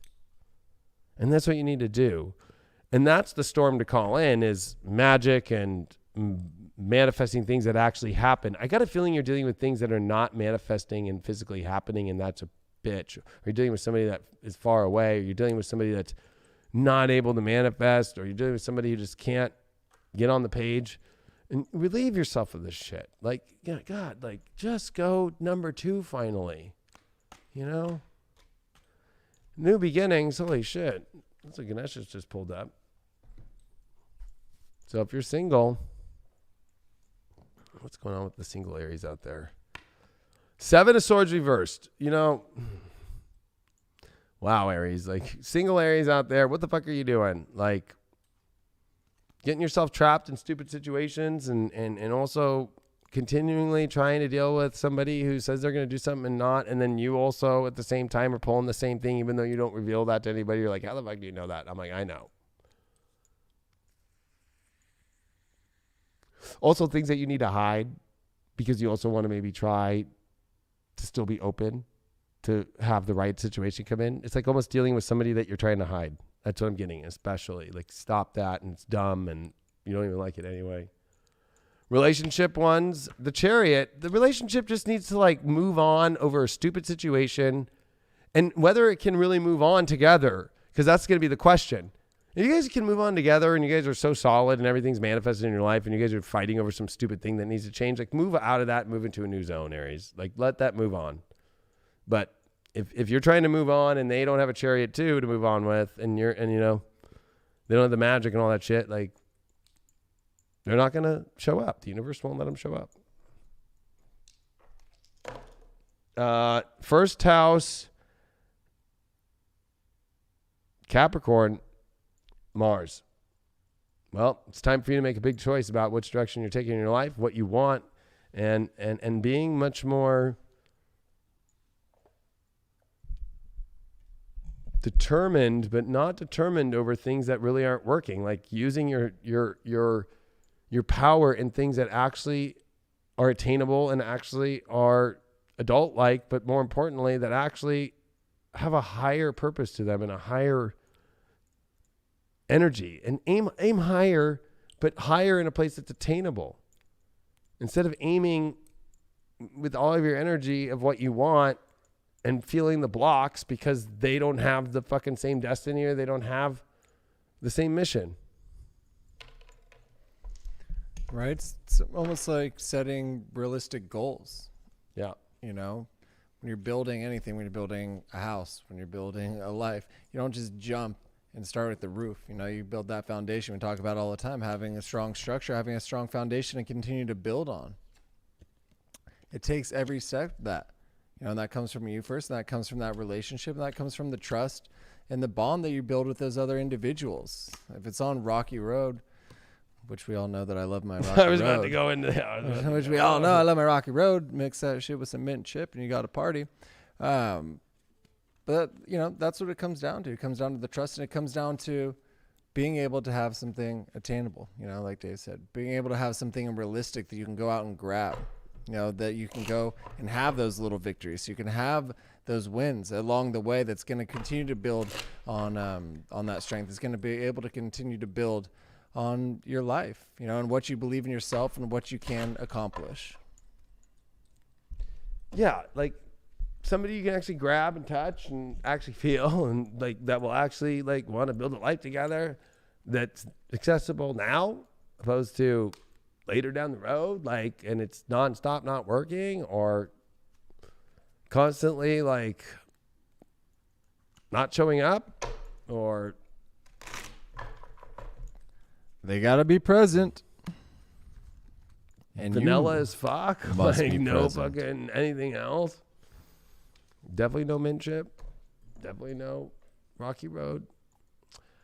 Gemini, okay, everybody, the Gemini, okay, but I guess there's a bunch of Geminis in here. That's what I'm hearing. Am I correct? They were. They were. Did they all leave? I don't know. I don't know. Maybe we'll see here in a second. How many Geminis we got up in here? Yeah, how many Geminis are up in here? Say I. Or post an eyeball. I already got a feeling this one's going to be fucking weird. With Venus here, a new moon in their 12th, and Jupiter moving into Pisces. I'm like, Gemini fucking is getting crazy. Mercury and their sun going shadow. That's when you know. Already getting the downloads from Spirit. I'm like, okay, this is going to be an intense reading. So hold on to your butts, everyone. Geminis, we're about to go into your reading.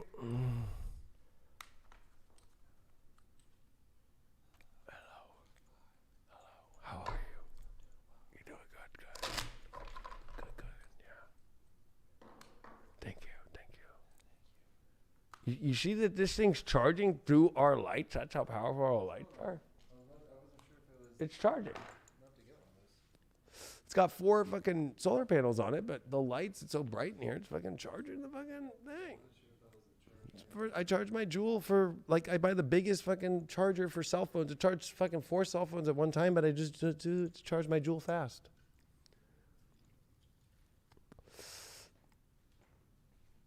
I think that's smart. Smart. The smartest. Did everybody like my Pedialyte ad? Yeah, are we getting sponsored? No, I don't think they would sponsor me. Somebody said the left makes Pedialyte. I was like, oh, okay, yeah, that makes sense. I just had a whim to. Yeah, I love Pedialyte at races. Ask Craig, I do drink Pedialyte at races.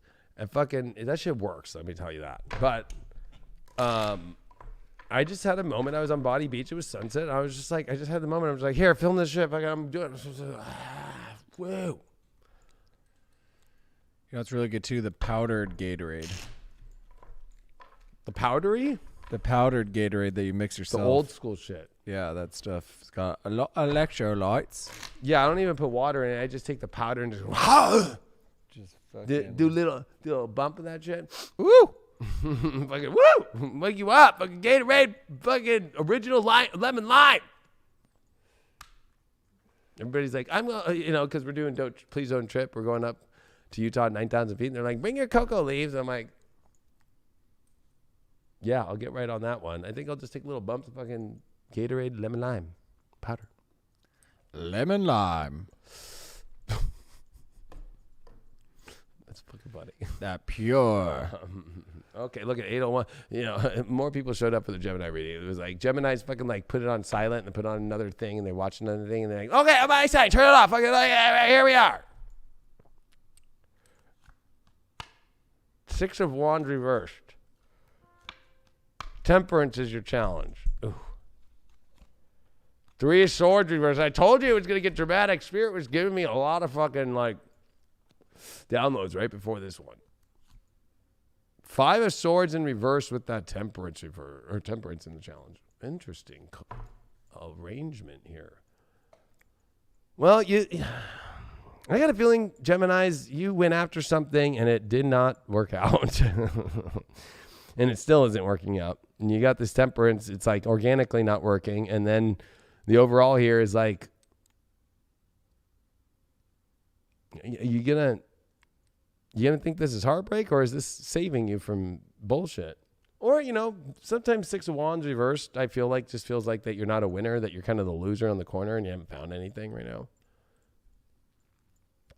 But the 5 of Swords is saying in this temperance, it's like, you can't, the reason why you don't try so hard for something natural is because it's not natural. So I feel like you're trying to go after something that's not naturally working.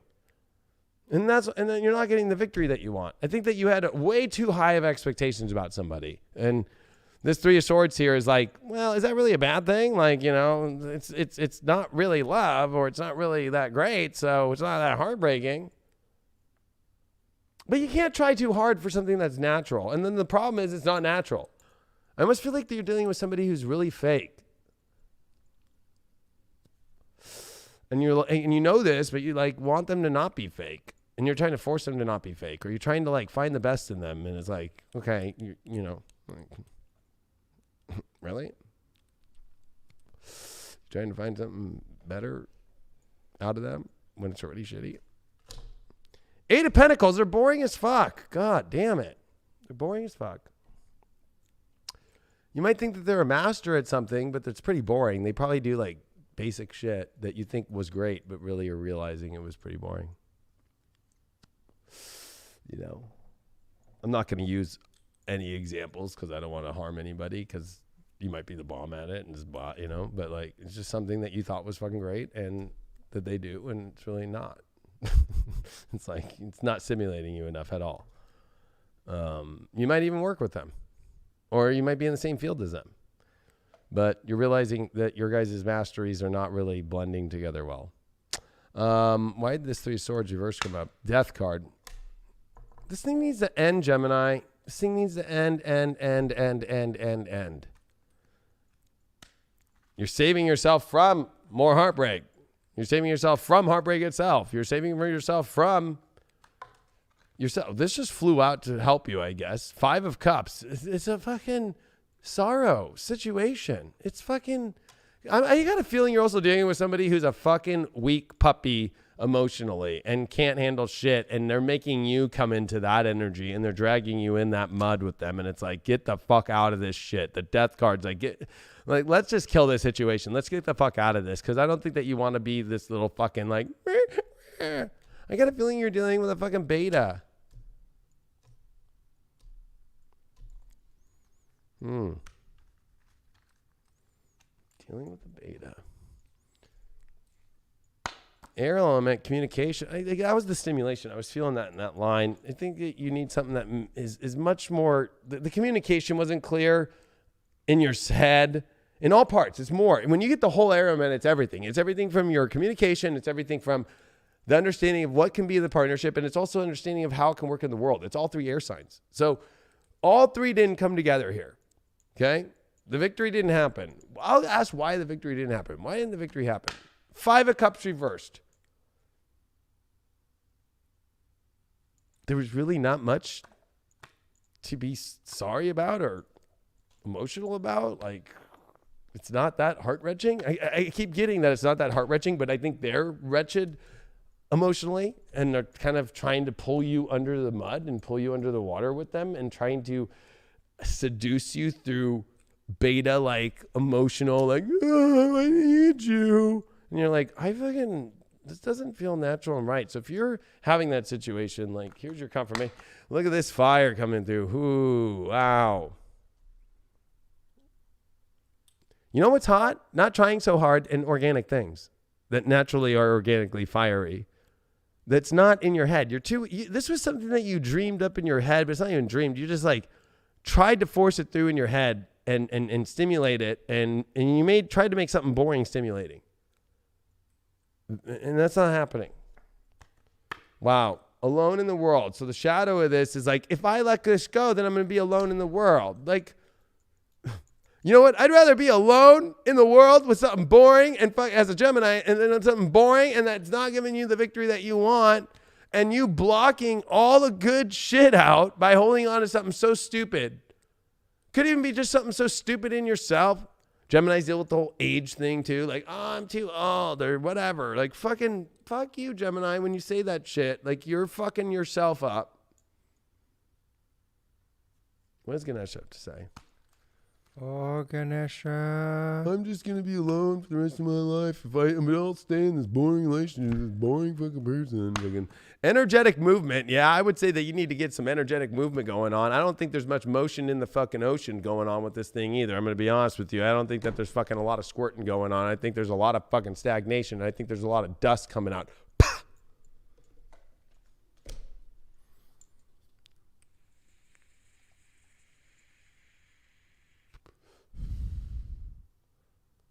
Yeah, those are memories you're going to have to erase with this person. Be like, ugh, I went through that. Ugh, I thought that was good. Ugh. Ugh. Ooh, what did I do? What did I do? Or you're feeling like you want somebody and they're not showing up and you feel like there's no energetic movement, but how do you get that back? Singles, 7 of Pentacles reverse. Stop investing into people that aren't investing back into you. And stop putting so much in and you're not seeing anything in return. Pull back and see what happens. See if they're going to show up with that investment in return. 6 of Pentacles in the relationship sector. If you're in a relationship, like this has to deal with money situations. If you're both on the same team, if you're feeling like you make more and then you're the one who's like giving all the charity away and they're taking it, then they're basically a little bitch taking all your fucking shit. Don't deal with little bitches. Mercury in Leo in the 7th house. Oh no, that's 5th house of love. Well, it's time for you to communicate from your heart and also be excited about things that are loving and positive and happy. I mean, Leo, 5th house. Oh my God. Mercury in Leo. I got Mercury in Leo. I got a good time. And you better be being swooned upon, not fucking drowned out like Mercury Cancer shit, like, oh, I just like emotionally, like, no, it should be like, fuck yeah, baby, you're so fucking sexy. I'm gonna take you out tonight. We're gonna do this. Fuck yeah. Oh my God, let me like wow you. You need to be wowed, Gemini, not fucking like sucked down into the emotional depths of. right? And you got to be able to see that. You know, you got to be able to see where this individual is lacking. You have to be able to see where you're allowing yourself, like I said, to be pulled down, you know, to be pulled down and waste your energy and waste your time. It's very precious, that time that you're spending. And if you're choosing to be with an individual that's not reciprocating that love, that's not reciprocating that passion, then what are you doing wasting your time in there? You know, you have to be able to have passion within inside yourself and show that. Show your worth to the individual. And maybe you're not showing their worth as well. Maybe you're not appreciating that aspect of them. It takes two to tango. If you're allowing yourself to be pulled down, if you're pulling them down, it's not going to go anywhere. So, you know, it's just going to be a dead end road. So if you're in a passionless relationship, if you're in a passionless life, it's time to acknowledge that and change that. Spark, got to inject a little octane fuel into that, right? Octane booster? A little octane booster up in that. Yeah, bump life. that shit up to 100 fucking octane at least. Somebody wrote in here like, yeah, please go ahead and like, let's schedule this relationship. You might be dealing with that, or you might be the one, Gemini, and you realize that this whole idea of scheduling and all that shit for love is never going to ever work because Capricorn and Virgo deal with scheduling, and Venus does not like to be in either in Saturn's house or in fucking that Mercury house that's changeable earth-wise, and fucking like, oh my God, fucking, I like laugh. People are trying to, oh my God, people are trying to schedule love, like, you know, like, do you think you were a teen? I remember fucking climbing out of my fucking window in high school and fucking had a rope and fucking went down my second story and humped the fence and hopped in the back of that Volvo and opened the door and fucking made love and fucking, you know what I mean? Like fucking, what happened to people? I guess I'm just a Leo, so I just always be like into love, and love should be, there's no time on love. Love is like fucking now all the time. So many people are unavailable because of scheduling. And they'd be, oh, David Palmer, you have a big schedule. It's like, yeah, but I'll make fucking time at fucking any time in the fucking time I'm free. I will fucking, every Leo energy and every Leo sun and every Leo rising and every Leo moon will find time. Am I right, Craig? You got double Leo in you. Like fucking like, if it's thebomb.com and you're into it, you'll fucking be like, there's no time. You're just like, fuck yeah. 100%. Make it happen. Just make it happen. It's just like, let's go. No excuses. What time is it? I don't know. I don't even know time. And then when you're making love in real life, are you watching the clock? You should be making love and be like, wow, the sun's coming up? Holy shit. That was a long time. You got a lot of stamina there, child. Yes, I do. You know what I mean? Like, fuck. You know, we live in a world now. We got Fauci fucking running the show. Like, and then we got fucking the vice president making out with fucking the first husband, right? With masks on. Outside. That's what's being represented right now of the country of America for love. Put your mask on and make out. Disgusting. It's fucking disgusting. It's disgusting. Oh, and by the way, especially the guy who's running this whole thing now, just came out yesterday, fucking, believe it or not, on CNN. It was just like, yeah, it's a privilege to not wear a mask now. But and they're talking about how white privilege and all these privileges, now they're just turning it's a privilege to not wear a mask, and you have to earn that privilege. I didn't know we were born with a mask on. You know, the mask is the fucking Star of fucking David that was put on every fucking person in Hitler's world. And you know what? I can't even believe when I see a lot of my colleagues right now that are fucking trying to use Hitler's Uranus and Taurus transit and stuff like that as saying it's the other side. And then trying to say, well, he went to jail for all those years and then he came back, and they're thinking because of Trump might come back and fucking all this shit. I'm like, no, just look at the time of where Uranus is now and what was going on. Forcing vaccinations, forcing fucking genetic mutations, trying fucking weird shit like bull semen and shit.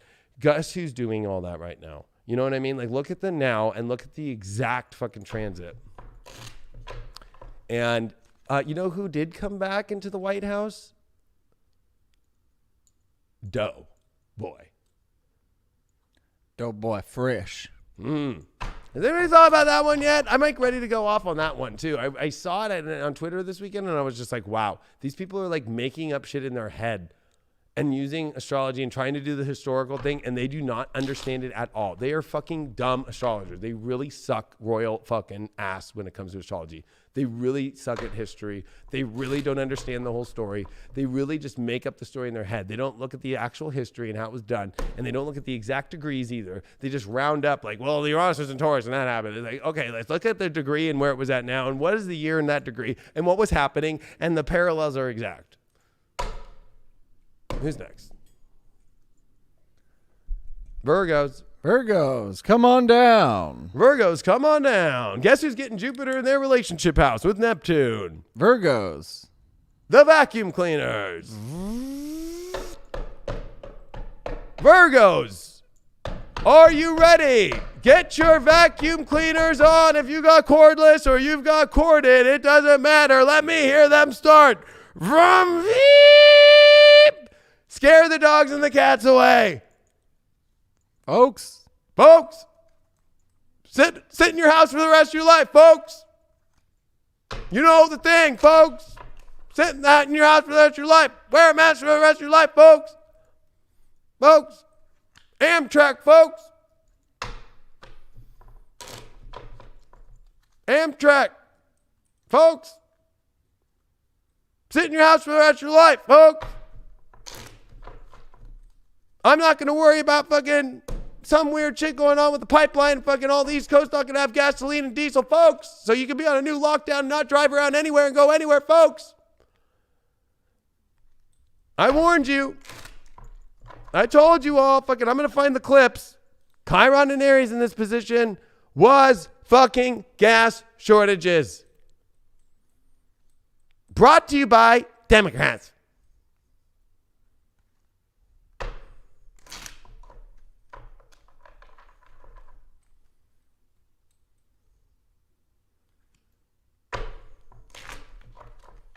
Woo!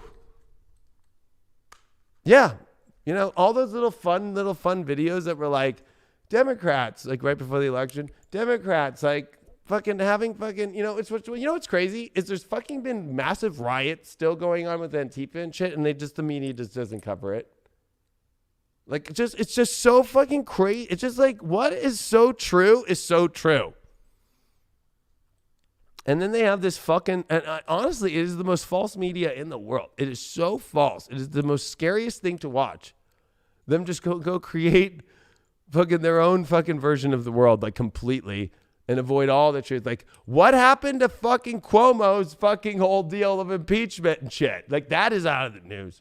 What happened with and why do you care so much about Liz Cheney not fucking being the chairwoman of the GOP anymore in the third ranking position?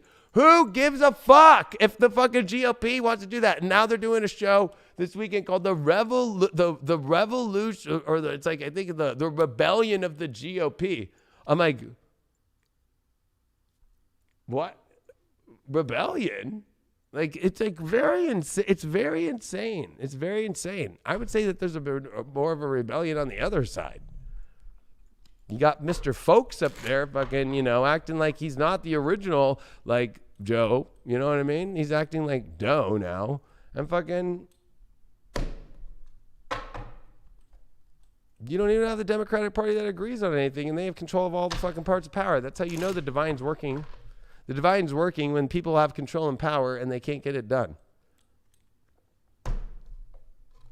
And nobody's stopping them from the other side either. That's the crazy part. Like, at least Trump fucking, you can at least say, like, they were trying to stop him. Nobody's trying to stop these fuckers because there's no way to. And fucking guess what?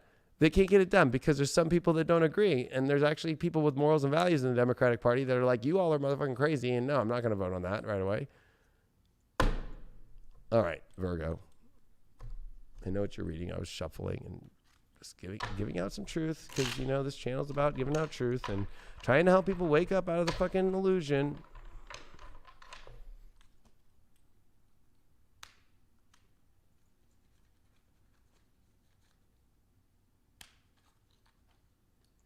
Folks! All right. Well, Virgo, your first card here is the Page of Cups upright. Your challenge card here is the Two of Pentacles in reverse. Your overall here is the Devil reversed. Wow. You got the Two of Cups to get through this. Wow, this is some soulmate shit dealing with definitely. Oh, wow. This is kind of interesting to me. With this Two of Pentacles reversed, this wishy-washiness is your issue over what a soulmate is. And you have a Page of Cups. It's almost like you have an offering, you want to make an offering, or you are feeling like you're being pulled in a direction.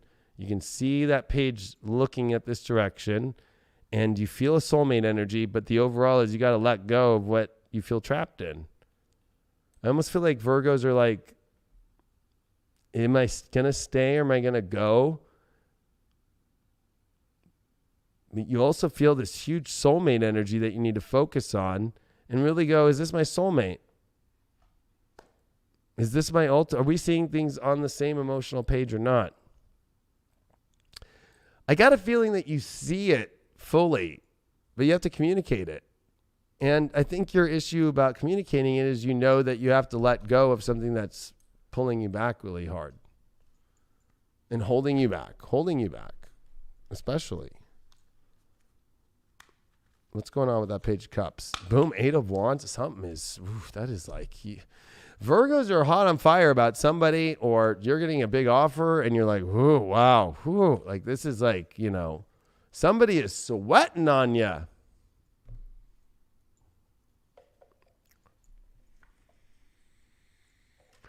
A Temperance reversed and a Devil card reversed is your overall. Like this is letting go of everything that is not naturally working and just holding you back right now in your life. So where you can get this really high fucking you're getting fucking swooned upon, or you're swooning on something and you got to let go of something in order for that swoon to work. And this really crazy, powerful soulmate situation to work. Uranus, you got to, wow, this is so out of left field. And it might feel you might feel crazy. But you don't feel. You feel like it actually makes sense. But I don't think that you know how to communicate it, because I think that you're working out so much inside about what soulmate energy is and so forth right now. And you got to get out of a situation where you feel more than just trapped, but you feel like it's just like not really connecting at all naturally. And it also is holding you back from the ultimate swooning that you want to have happen in your life. Look at that. Focus. Wow, you're really focused in the direction that you want to go. And this is also pointing towards Uranus, the crazy and wild situation. This person actually might feel crazy to you, or wild or genius or crazy or different. But that's more in alignment than feeling like you're trapped in a fucking unnatural kind of like fake fucking and not that passionate situation. Your shadow here is forgetting oneself. You're forgetting what you really want in your life, Virgo. And I think that you're stuck in a situation where it's like, that's a shadow. Like you're doing it for somebody else. You're not doing it for yourself. Damn, that is some hardcore fucking truth there. Woo! All the cards fell. 50, 70 fucking 6 card pickup. I guess 70 card pickup. Wow, fuck. You want to play 52 card pickup? Maybe this weekend. Scatter them across the desert. Yeah, we'll see him fly away, and then we'll just like ask Casey to go fucking pick him up. Yeah, chase him down in the Can-Am. Be like, Casey, you want to take my Can-Am? Go fucking pick up all 52 cards. This is pretty crazy. I'm going to ask a couple questions here because we want to find out how to help Virgos get a little clarity on what needs to be let go of. The Sun card here.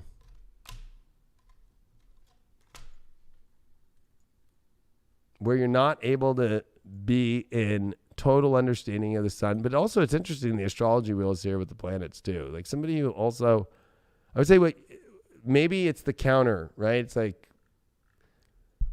this is kind of weird. It's almost like who's got the sun and understanding the universe and is fun and allowing you to, and sees you for who you are and the brightness, and who doesn't.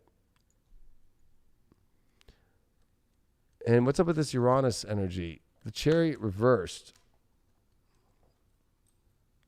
I almost feel like you're afraid to go into that.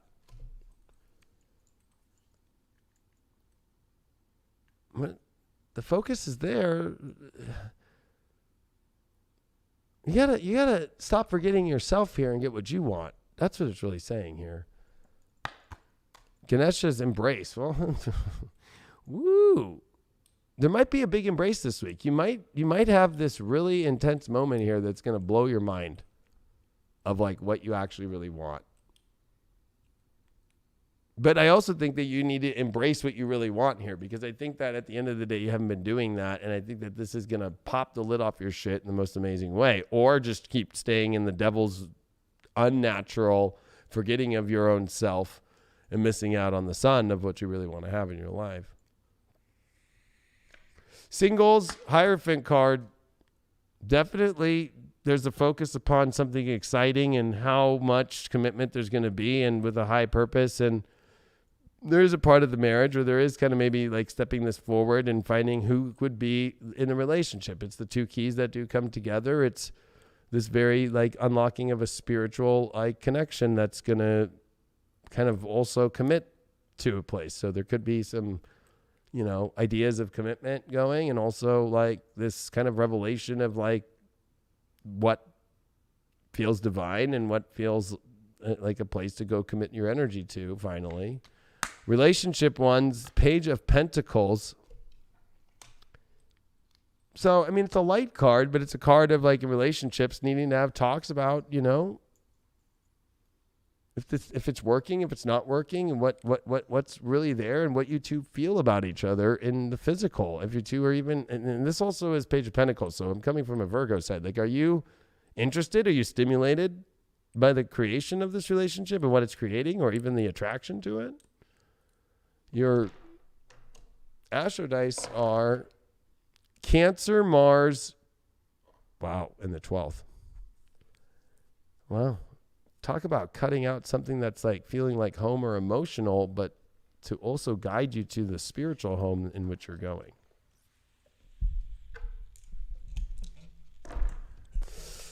I think it has to do a bit with stepping out of your comfort zone as well. You know, maybe this individual that's going to come into your life is someone that you've known, but you didn't necessarily think were your type, or just someone completely out of the ordinary, you know, that you never would have thought you'd look at. And maybe if you're in a relationship, I think you need to kind of spice it up a bit. You know, maybe you've kind of just been sitting at home. Obviously, a lot of us have. You know, but maybe it's time you kind of go out and explore a bit. Find some new passions together. Find a new life together that you want to build. But be open to the change. Don't shy away from it. Don't shut yourself off. Be open to the change, and it will come and it will embrace. You know, it will be a fulfillment in your life if you actually allow yourself to adapt and to evolve together and by yourself as well. Adapt and evolve. Adapt and evolve to the strangeness that surrounds you. Enter into the Dungeon of Dreams, or The Zenden, the Dungeon of Dreams. the Zenden. One of the two. One of the two. In many ways, that's the secret of life that you've discovered, Craig. That's probably the greatest title to your book that would change the world. I got to start writing. Copyright 2021. Craig Skidmore. Infringement on copyright will result in you being embarrassed for the rest of your life, of us calling you out of copying it, and of course you being taken into court and forever paying all of your money to Craig Skidmore. Thank you very much for this message. Call Jacoby and Myers today. Fucking. Who's next? We're winding down. I think we got 3 left. Is that all that's left? I believe so. I see Leo, Scorpio, and Sag, right? 3 very intense signs. Mm-hmm.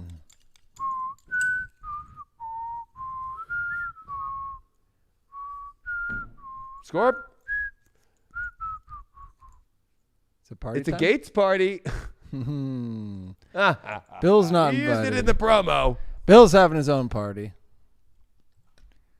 Because ain't no party like a Scorpio party, baby. Especially when Bill Gates' bitch ass ain't there. Yeah. Party time. Or you replace Bill Gates with a real Scorpio. Goddamn right. Right? Yeah. Hill dog. I've got a feeling Melinda Gates hasn't gotten it in a long time. I'm not saying I would want to give it to Melinda Gates, but I'm just saying, maybe she has been, but maybe, that's the whole projection too.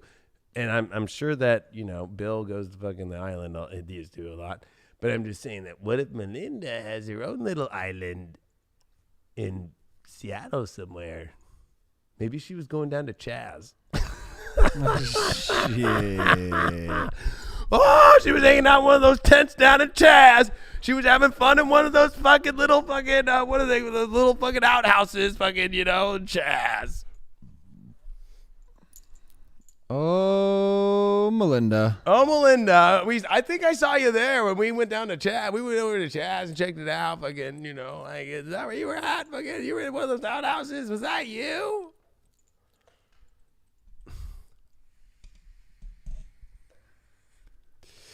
Oh my God, that's too funny. That shit is hilarious. Bill's like out there fucking, what are you doing here, Melinda? You're in Chaz too? Why are you here? Well, Epstein's gone. Like, well, I mean, he's alive, but I don't know. How fucking, like, if you ever watch Bill Gates when he talks, yeah, well, and like, like, people are gonna die, like, like, oh my God. But I was like, yeah. I really want to make sure everybody gets injected and fucking die. Fucking, oh my God. Because I don't know how to, I bet you he fucking, when he's having sex with Melinda, like, oh, I'm injecting my fucking shot inside of you. Shut up, Bill.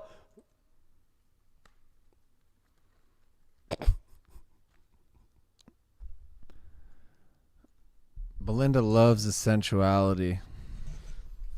I'm gonna turn my fucking defrag on. I'm gonna get Windows DOS up in here, and I'm gonna inject you with my DOS system. My fucking love gun. You're gonna love it too. I'm gonna blue screen the shit out of your face. Ooh. Oh.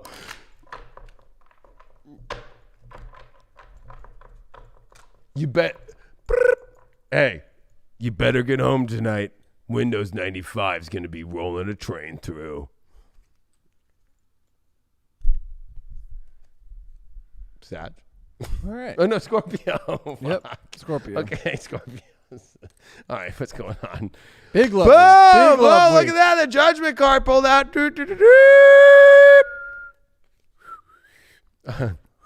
I can't whistle. Love, love, love, love, love. Hold on. We got the challenge here is the Queen of Wands. We got the Chariot upright. Wow. Woo! We got the Strength card reversed. As your way through this.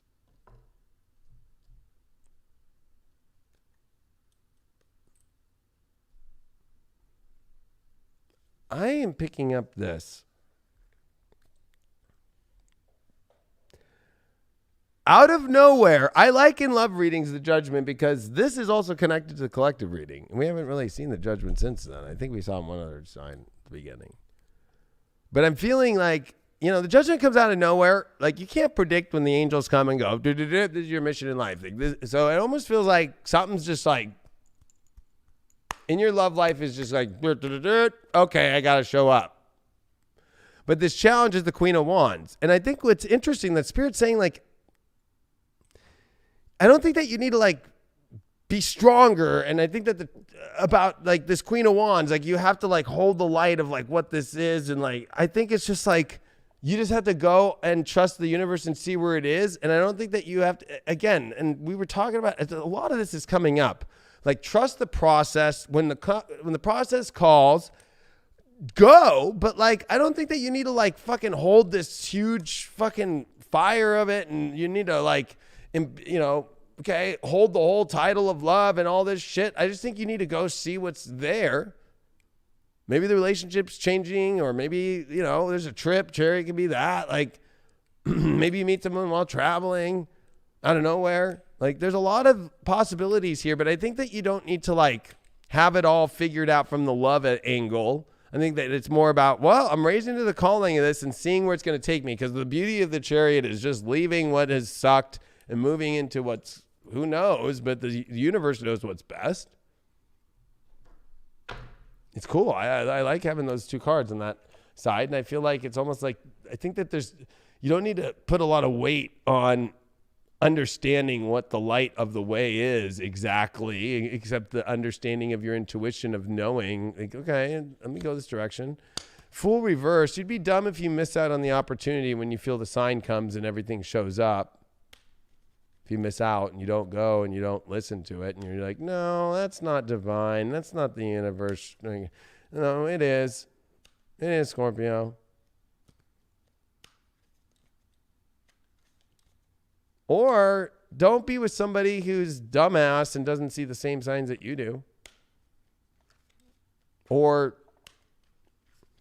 don't be so out of touch with spirit, because the full reverse can be just the drunk tard, right? Because you're always drinking a fucking cocktail and about to fall off a cliff. Don't be in that place, because you're not going to be able to see the signs. Nine of Pentacles reversed here.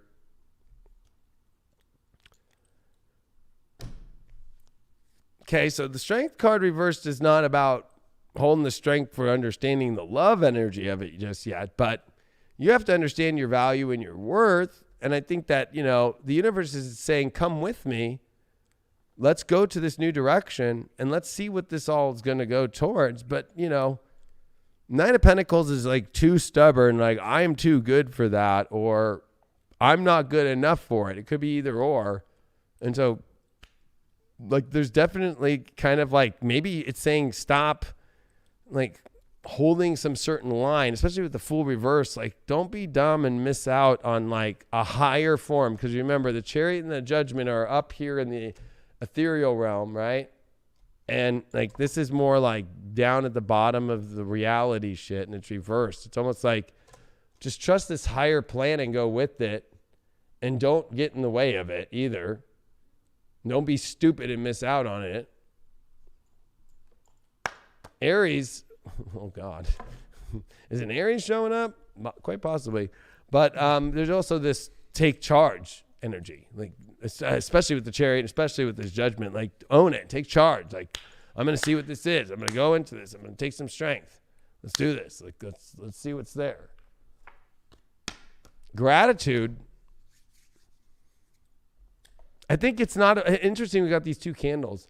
I feel like it's like the Strength reversed is saying, like, you don't need to have the understanding of the candle. I think you just the candle and like what it's doing and what the purpose of it's lit. It's just like lighting a candle of gratitude that you have an opportunity here to see what's the universe has a surprise on the other side. And I think that, you will have to find the strength to have the gratitude for that opportunity instead of like the opposite. Like, it's not as heavy as you think it is, but it is heavy if you miss out. Bride in a cage, the shadow. Yeah, you've been locked up, Scorpios. Or you're locked in a situation where you want to be the bride. I know Craig's was just wanting to be a bride for so long. He's just been waiting to fucking get his hair done, get his dress. Get my hair did. He's got like 15 bottles of dry shampoo just waiting. But he's like, where's my husband? Like, I'm ready to be the bride. This is like the shadow of locking yourself and missing out again of an amazing thing that you can get over this week by taking action more. Also, I got a feeling Scorpios got to go after who they want. Like, come on here.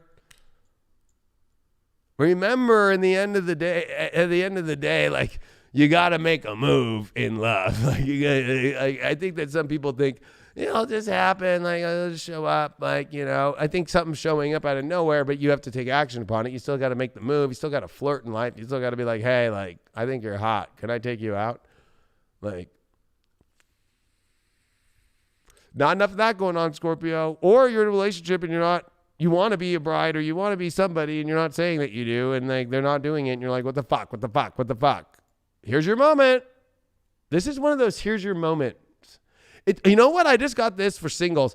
It's almost like somebody that you've always been like, oh, I wonder if that would ever work out. Might fucking show up in your field out of nowhere, and you have to, okay, here I am. And you might feel like with the full reverse, you might feel like I'm a dumb fuck or something, but it's like, no, you're not. Like, just have the courage and just be it, because they might be like, oh my God, I've been waiting the whole time. And you're like, oh shit, that was all it was. That's all I had to do was say it.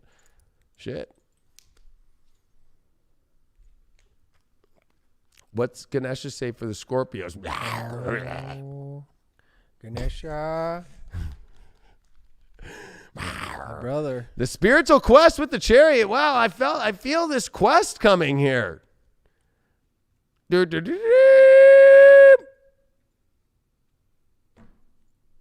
What's it about? Page of Cups. Or it's Prince of Cups. It's the Knight of Cups. It's the spiritual quest that's getting you out of being stuck emotionally. You're stuck emotionally. Like, you're stuck in the mud, basically, emotionally. Like, I don't know where I'm going. And then here's the spiritual quest coming, Ganesha, to open up. Like, oh, look at how she's trotting around. Like, oh, you think you're stuck? I'm coming to take you with me. Here we go. Like that?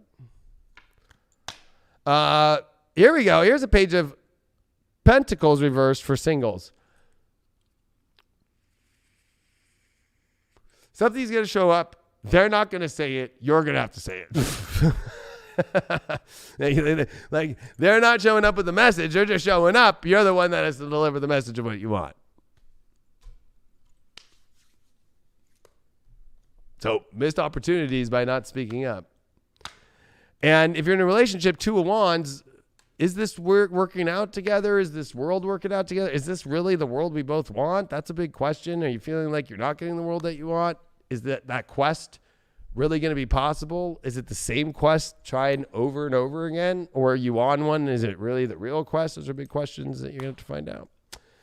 If you are a Scorpio, this is a Sag first house with part of fortune. It's time to increase the journey of what you really want in your life and take the journey that you really want. There's fortune there. So, hey, find out what's there. Search, explore, see what's there. SOS. I'm going to go pee. Yeah, you can't be afraid of asking for what you want in this life. And you can't be afraid of going out and get it. You know, it can't be the rejection, and it can't be the potential love as well, which can be terrifying as well. If you don't know you're fully capable of loving, or if you don't know you're fully capable of losing love, that could be one reason that you kind of take yourself out of the game. That could be a reason why you don't actually apply yourself. This could be for everybody. You know, if we don't apply ourselves to love, if we don't actually apply our life force, and we don't think that we're strong enough to withstand the forces of nature and the forces of the individual that we're going to be in potential relationship with, you know, we can't. That's going to be living in fear. That's going to be pulling us back. That's going to be like the undertow, ripping you out into the Pacific, where we are here. And if you've never been in the ocean, that shit's powerful. And you have no control over it once it grabs hold of you. And that can be life as well. You know, we feel like we're out of control. We feel like we're not in, living in our passion or living in our truth. You know, and that's the Chariot, holding on. I've talked about it before, like one of my favorite Deepak Chopra quotes, which I don't necessarily agree with some of the things that he's doing these days, but talks about the flow of life and letting go. But being able to stand up for yourself, being able to stand for your truth, that's going to bring that power back. That's going to bring your life force back. Being able to stand in that convictions and tell that individual, hey, I want you to be a part of my life. I don't necessarily know where it's going to go, but I want to try. You know, I want to live this life with you. And then see what happens. But you have to be able to put yourself out there. You have to be able to go out on the line and say, I'm going to be okay with it regardless. Because I know myself. I know my strength. And that goes down to finding the happiness. You know, finding that happiness within inside of ourselves. Because there's nothing anybody's going to be able to do if we're not truly happy by ourselves. So whatever that takes to kind of get you on that right mindset to set yourself up for not for failure. To set yourself up for greatness. That's where you need to do. That's where you need to do the work within your mind, within your heart, and within your whole body. Whatever it is that you feel like you're lacking, you're probably lacking even more. You know, being honest with yourself, you don't always see the full truth. You know, it's like the peeling off the layers of the onion. It's always one thing after another until we get down to that root issue, to get down to that root cause of what's actually holding us back and what's actually limiting us from moving forward within these relationships. What's actually holding us back from moving forward with a relationship with ourselves, first and foremost. Because if that's not healthy, well, man, those relationships can get out of control quickly, and we can lose ourselves fully and get stuck in some other life, some other dream, another person's vision of what we should be or who we should be or how we should be acting. And that's not actually true. That's not who we are. And that's not the reason why the person loves you. They're just loving an aspect of themselves and they're projecting it onto you. And so we can't allow that to happen. We can't allow ourselves to shut down. We can't allow ourselves to lose strength, to lose courage, to act and feel how we want, to express ourselves in love and passion. It's those little aspects of our lives that we continue to change. Now, I talk about adapting. We do need to adapt, but we don't lose ourselves. We might morph into something where we take pieces of their greatness that they're trying to have us live up to. When we pull parts of our greatness that we know that we're capable of because we've already accomplished so much in our lives. So we can't get lost within that. We can't get lost in the doubt. We cannot live in that aspect of our lives any longer.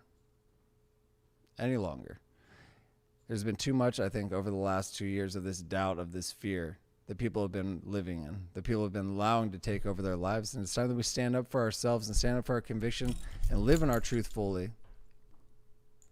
And tell anyone that's kind of holding us back that they can go fuck themselves. Fuck yeah. I'm in total agreement with you on that one. Like big time. Big time. Came in at the last second, but I feel like that resonated very deeply. You almost made it. Well, I think it's Leo and Sag are the last two. Sag, Leos are last. Losers. Leos are last. Leos are the pigs in the Chinese zodiac this week for love. All right, Sages.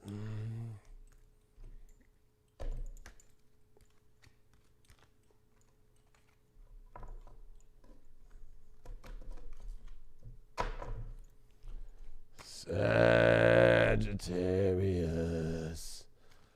What's up with Brittany? It's Brittany, bitch. Today she posted like 2000s Brittany.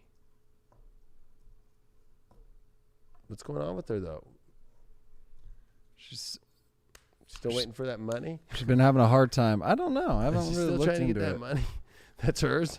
She's still fuck. Yeah, that shit is ridiculous. Like fuck. You know. So sad. I went and saw Britney Spears at Wango Tango in 2000. I had a thing for Sages when I was young. I was like, I think Britney Spears was the Sag. Like, I was like, oh wow, she's fucking hot. Oh my god.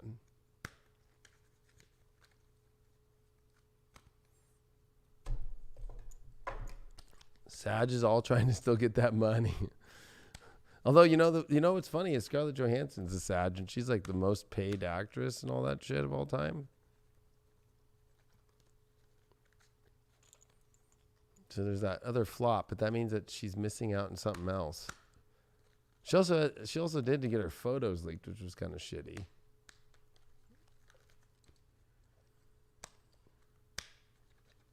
Her father is a Cancer with Cancer rising. Oh God, help us. She's a Sag with a Libra rising. You know what? A Aries, Cancer man with a Cancer rising, I would be like, fuck this. A Cancer woman with a Cancer rising is a much better, much cooler position. But a Cancer man in that position? Ugh. All right, Sag, let's see what's going on. She didn't get the money yet, right? No. That'd be like worldwide news. Like the whole entire pandemic would go away and everything when Britney gets her money. So let's all pray Britney gets her money, because then everything will go away.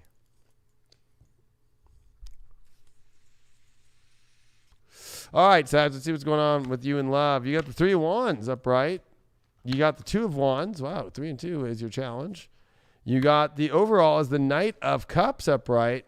And you got the Knight of Wands in reversed is what to get through this Two of Wands is the challenge. So look at you looking at the new possibilities, the open waters, and where your love life is going. Looking in different directions, looking also for the ultimate direction. You got the challenge here, the Two of Wands, trying to understand how the world's going to come together. Could be, especially because in love, how two people's worlds come together, and that might feel like a challenge. But it's also saying with the Knight of Wands reversed, like, this is not something that you need to be galloping towards and figuring out at the moment and basing your whole love story on the worlds at the moment. Because you got the Knight of Cups. Like, move forward emotionally and see if there's something emotional there before you start worrying about how the worlds go. It's like, continue down the path of where emotions are going and opening up to all the possibilities right now in your life. This is a much better reading than you've been getting for a long time. See what's up with that Three of Wands. Strength card reversed. With that Knight of Cups, Three of Cups. Well, at least you got the Three of Cups in the right position. Nobody else did. So, when the Strength reversed is showing up with the Three of Wands, it's like, okay, you're willing to be open, but like, keep pushing the door all the way open. Like, like, don't have this like, oh, I'm unsure on how much I could open up to the possibilities of these directions and stuff. So if you're in a relationship and you're opening up, like, maybe there's another opportunity out there, or maybe the relationship can go in a different direction, but I don't know if I want to do that. Or it's a new relationship and you're like, oh, look at this. Let me open up. Let me see this ship coming in. It's like, look through the whole ship. Don't be like, oh yeah, I looked at it. Like, I don't know if I want to. This Knight of Cups is saying you got to go emotionally more. You got to take the charge forward more. You got to have more of that courage, right? As a knight, to go into the emotional world more. And you got this with the Three of Cups. There's a party waiting there. And that's how you're also going to tell if the party of the excitement and the energy is ever flowing. Of like, wow, this is a good time. This is making me feel great. But you got to have the passion to open up that door more. This Knight of Wands reversed is like, I don't think that this is about whether or not you have spark or not. I think that this is whether or not your worlds are going to fit together at the moment. It's whether or not the emotional party is there and the issues of strength of whether or not inside you have the courage to move through. Because I think that, one of the things that the Three of Wands does is a ship is coming in. And it's like, do you have the strength to take it on? Do you have the strength to see where it's at? The overall saying, gosh, what a party. I mean, Knight of Cups and Three of Cups. I mean, that is a wet, wild fucking party. Holy shit. But if you're getting too caught up on, well, how's the world going to work? And like, this isn't about the spark based upon the worlds and how they come together. This is on the emotional realm first. That shit gets figured out later. And then if that can't get figured out, then okay, then at that point you do. But this is what you got to focus on right now. And even just opening the door, because maybe you're closing off this door because you're looking at this door. And this is where you got to keep all the doors open. And the door that's showing you the most promising one is the emotional one and the one that's fun and lighthearted. And the one thing about the Three of Cups is like people are sociable. They're just like enjoying themselves fully and having a great time. And if you're going to like cut that off, you got Saturn here. So this is like, you need to take it serious. Like, and you also have to look at the truth. You can't find the truth unless you see what's on the ship fully. So you got to have the strength to find the truth. Like, and if the truth's really there, if it's really solid, if it's really in this place. You got safe travel. You're going to be fine. And everything is all chill and moving into, this is like the universe, like pulling you into a new direction. And, safe travel, even with this world's coming together. Like, it's almost like this is a travel card too. It's like you're traveling through an emotional new world of whether it's your partnership or a new relationship or wherever. And it's all good as if you keep it all good and you're emotionally seeing where the truth is and it's a great time. You're safe. Like, it doesn't matter about, I think, this challenge. Maybe you're realizing that is, you're trying to weigh out worlds that you don't know. That's what that says. Or if you're in a relationship, you're weighing out two worlds that, well, our worlds aren't together anymore. Okay, let's open up and see if I really have the strength to continue on this way or not, and looking at the hardcore truth. But you got to find out the truth, whether it's new or not new. Shadow card here. Colorless Angel. Wow, you definitely need a party because you're like kind of like drowning yourself out here and like a little bit of depression, a little bit of like not feeling connected. If you're connecting to somebody and you're not feeling that connected to them and you're feeling like bland, this is not it.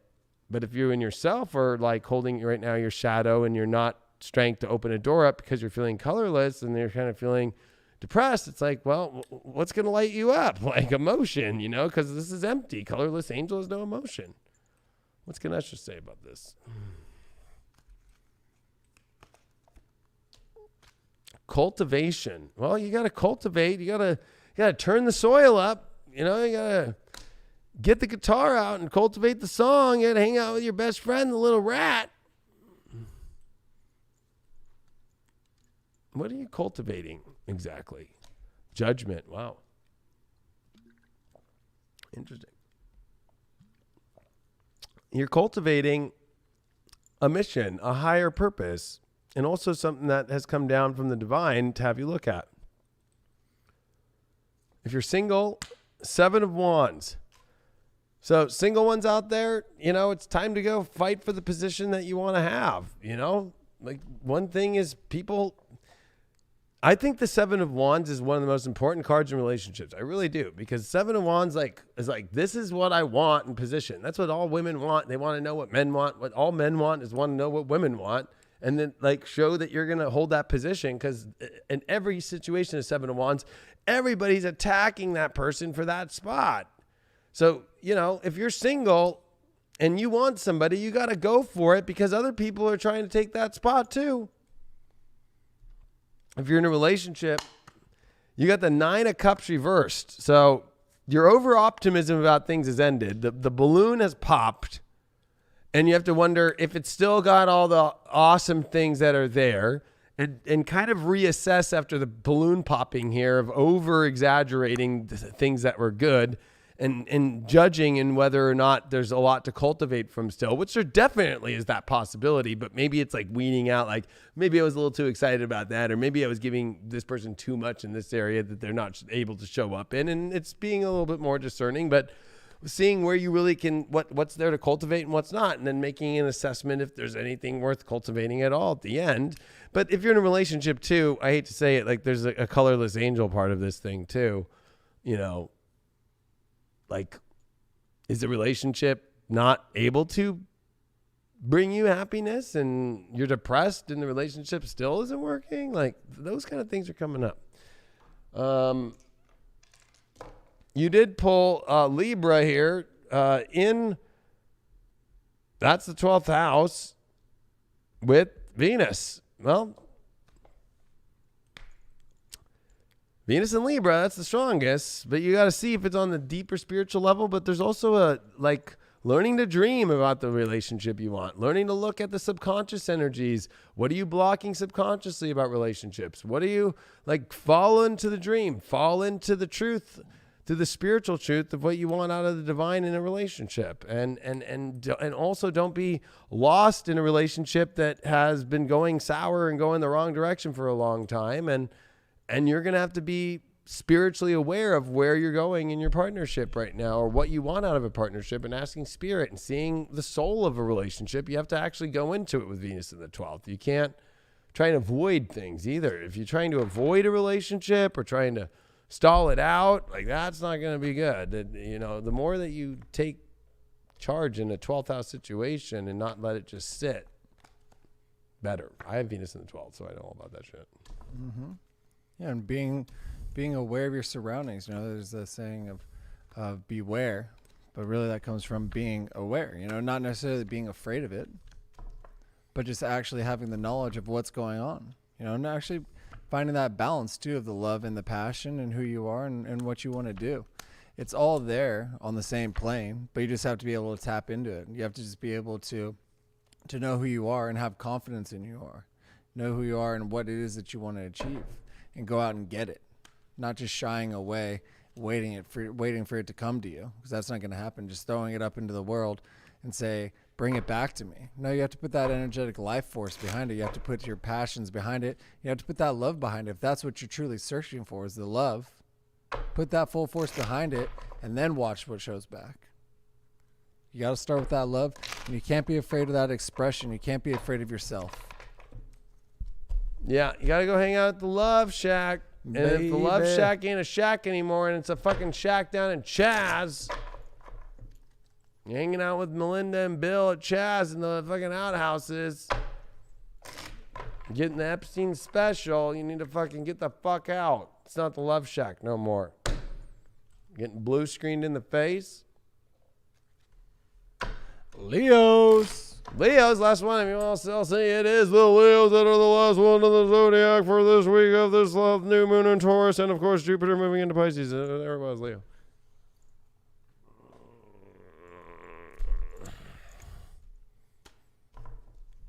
Leo's got Jupiter and Neptune in the 8th house now. Oh, shit. Ooh.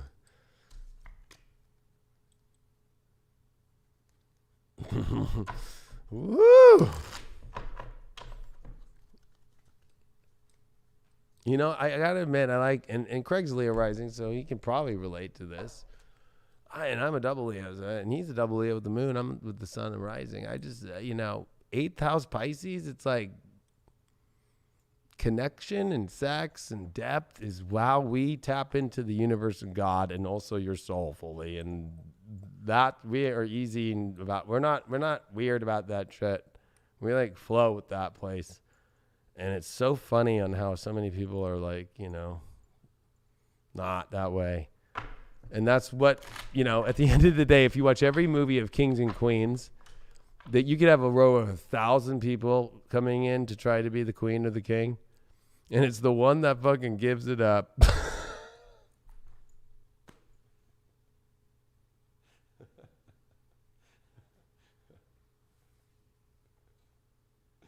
The ones that don't give it up and try to play all like, nope.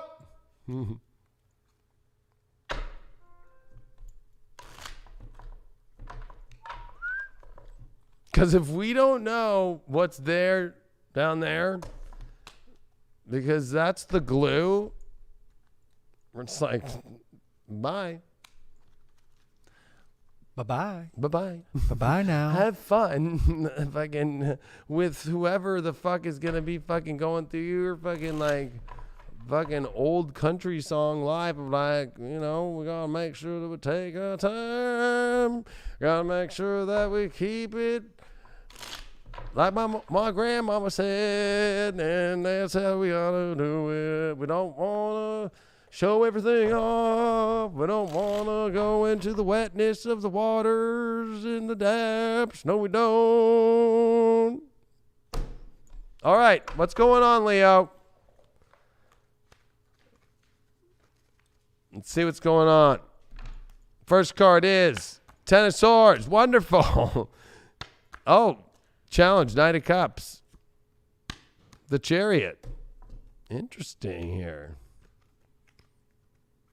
That's my card. That's the Chariot. Seven of Pentacles reversed. Well, Leo, I think that you're really tired of the same story repeating over and over with your love life every week. Or it just kind of feels like the same patterns just are continuing to go on in your life.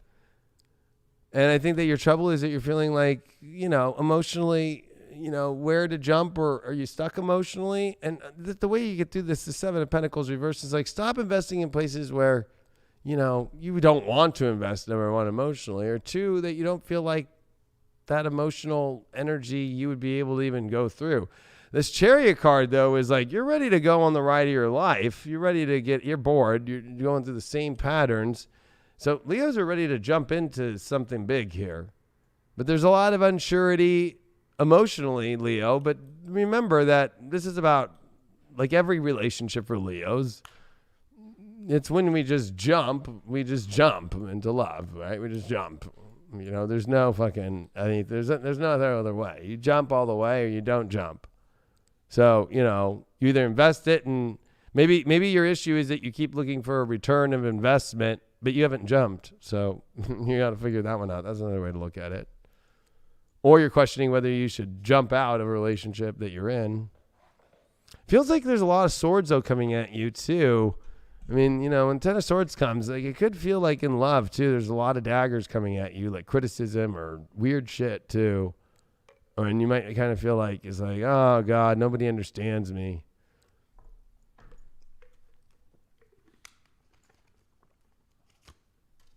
Well, the Magician's come through. And the Ace of Wands, you know, that's so funny. That was the card fucking out of nowhere. I fucking, right before I did this show, and Craig was testing the cameras, and he was like, pull a card to test the fucking focus. And I picked one card, and I'm like, I didn't know what it was. And at the end, I'm like, hey, what card was it? And it was Ace of Wands. That's so weird. There's some new fucking amazing thing that is jumping out. Ace of Wands in the Chariot. And then the Magician card is like, hey, fuck criticism and fuck the patterns.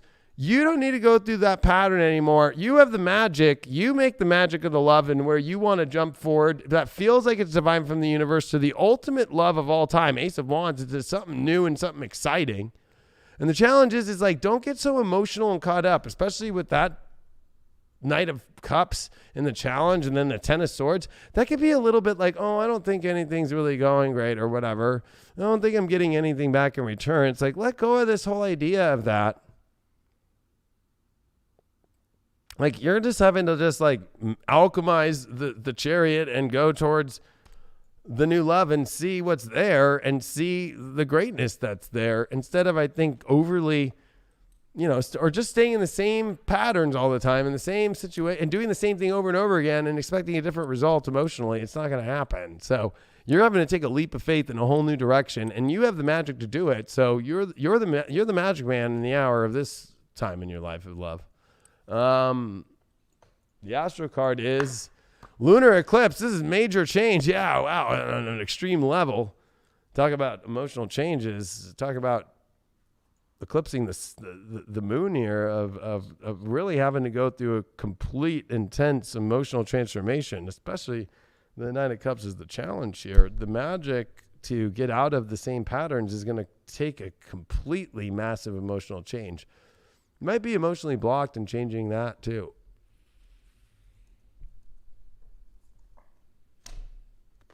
Wow, the Death card. I mean, talk about transformation this week. An end to the old patterns, an end to the emotional kind of uncertainty, and also destroying this whole kind of like the challenging emotional position. Like an end to that, an end to the patterns. And you know, it's a death too to go to a new place. So there's a lot about change and ending this path and changing the path to the ultimate place, the Chariot and the Ace of Wands. Remember, the Chariot actually is holding the Magician's wand, and you got the Magician here, but the stars are involved, and the Divine, and the Sphinx, and it's the seventh card of spirituality. And then you got the Ace of Wands here, the ultimate. That's like a Leo fucking finding the love and piercing the veil. And what is the shadow to all this? It's blocking all that, or that you're going to have to face this week. Envious gluttony. Well,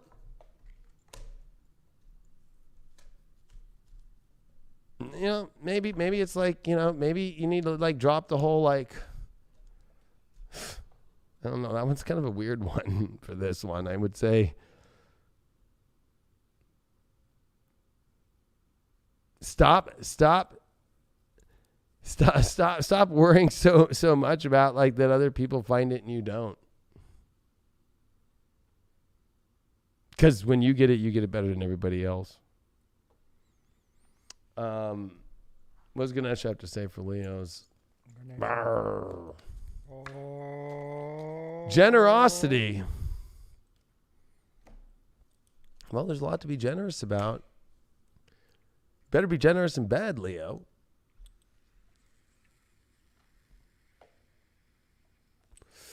But you also got to be generous in what you're giving out, probably, and more generosity that you're extruding with your emotional self. That's going to change things. Although Leos are so generous, like, so I think that maybe you need to look and see if somebody's generous about you back. But it's also going to work both ways, but I'll pull one card for that. 5 is, it's the generosity of somebody who can't show up and is not putting, they're not that generous. For Leos, we don't care about gifts. We really don't give a fuck. Like, you can buy me the nicest thing and I'll just be like, whatever. Like, are you generous with your love and fucking our connection?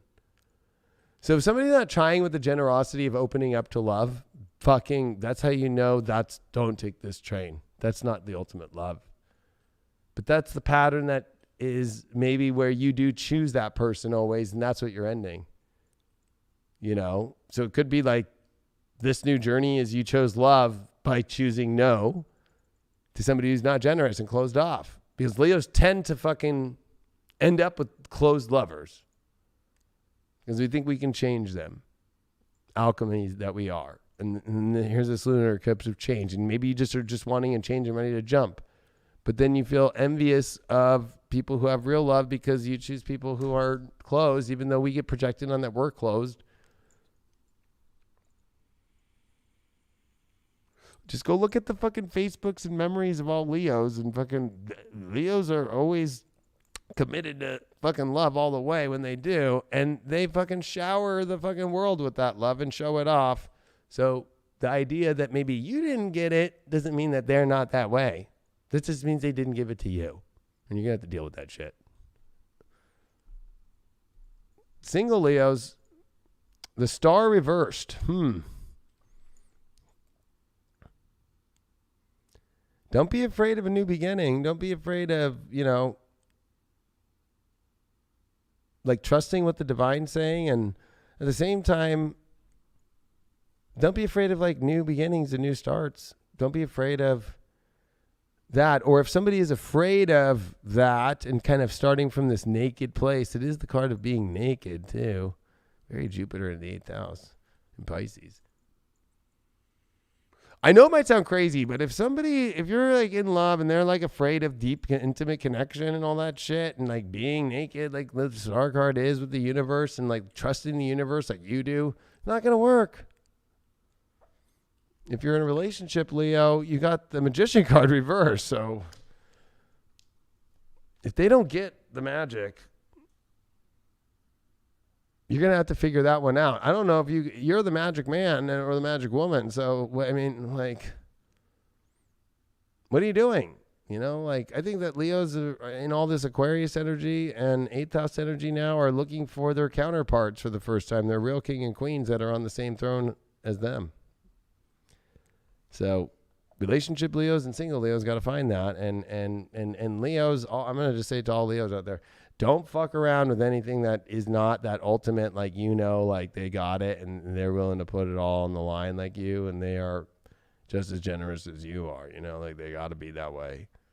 Like, don't stop taking the ones that fucking are not that generous and you do everything for them and fucking then they leave.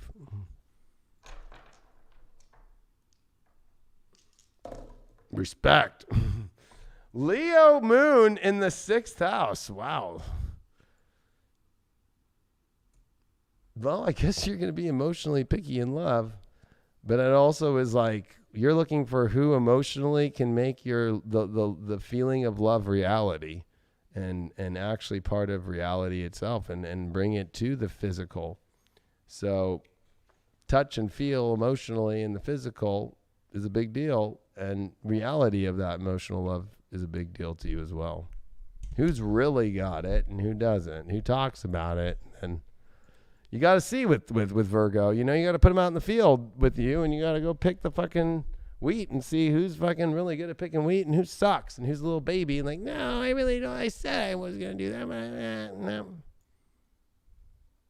That's your deep love tarot for this week of this new moon in Taurus and the Jupiter moving into Pisces and Mercury moving into shadow and Saturn stationing week. Right? Folks. Yeah, I think it's very important this time to trust our intuition, to trust ourselves first and foremost. Don't necessarily take anybody's advice that they're trying to force on you, like we've been talking about. You know, allow the natural flow of yourself and of your life and of these relationships to unfold as they should. Don't force any situations on individuals, and don't let them force anything on you. But don't be afraid, and don't shy away from love when it presents itself. Don't hide in yourself. You know, stand in your confidence. I think that a lot of people have kind of lost their confidence over the last year or so of what they're capable of doing. And we all are capable of experiencing greatness. We are capable of having the life that we want. But we just got to go out and get it. We just got to make that shit happen for ourselves. Smash that like button, yo. And everybody out there, this is the end of Taurus and a new moon here. You better fucking fuck. It's the bomb of the bomb, the best of the best, the highest of the quality. We live in a world right now. We live in a Joe Biden America where everything is unavailable. Lumber is fucking expensive. There's no PVC pipe. You can't get appliances. All the best cars are gone. You're not seeing new cars come out. There's a chip shortage. There's all this crazy shit. So you better find the best of the best, because right now in life, a lot of things are unavailable. And people get swept off that are the best of the best. So when you find it, realize it's not a plethora of options in this world of scarcity that we are going to be living in for a while, based off the astrology and who's commanding this fucking weird fucking world. Is it even really commanding it? I love you all very much. Check out highvibe.tv. Make sure that you check out Purgatory, and actually check out the Almost 30 podcast that I just should be releasing today on May the 11th on Tuesday. Love you all very much, and we'll see you on the next Deep Love Tarot. See ya. Oh, Ganesha.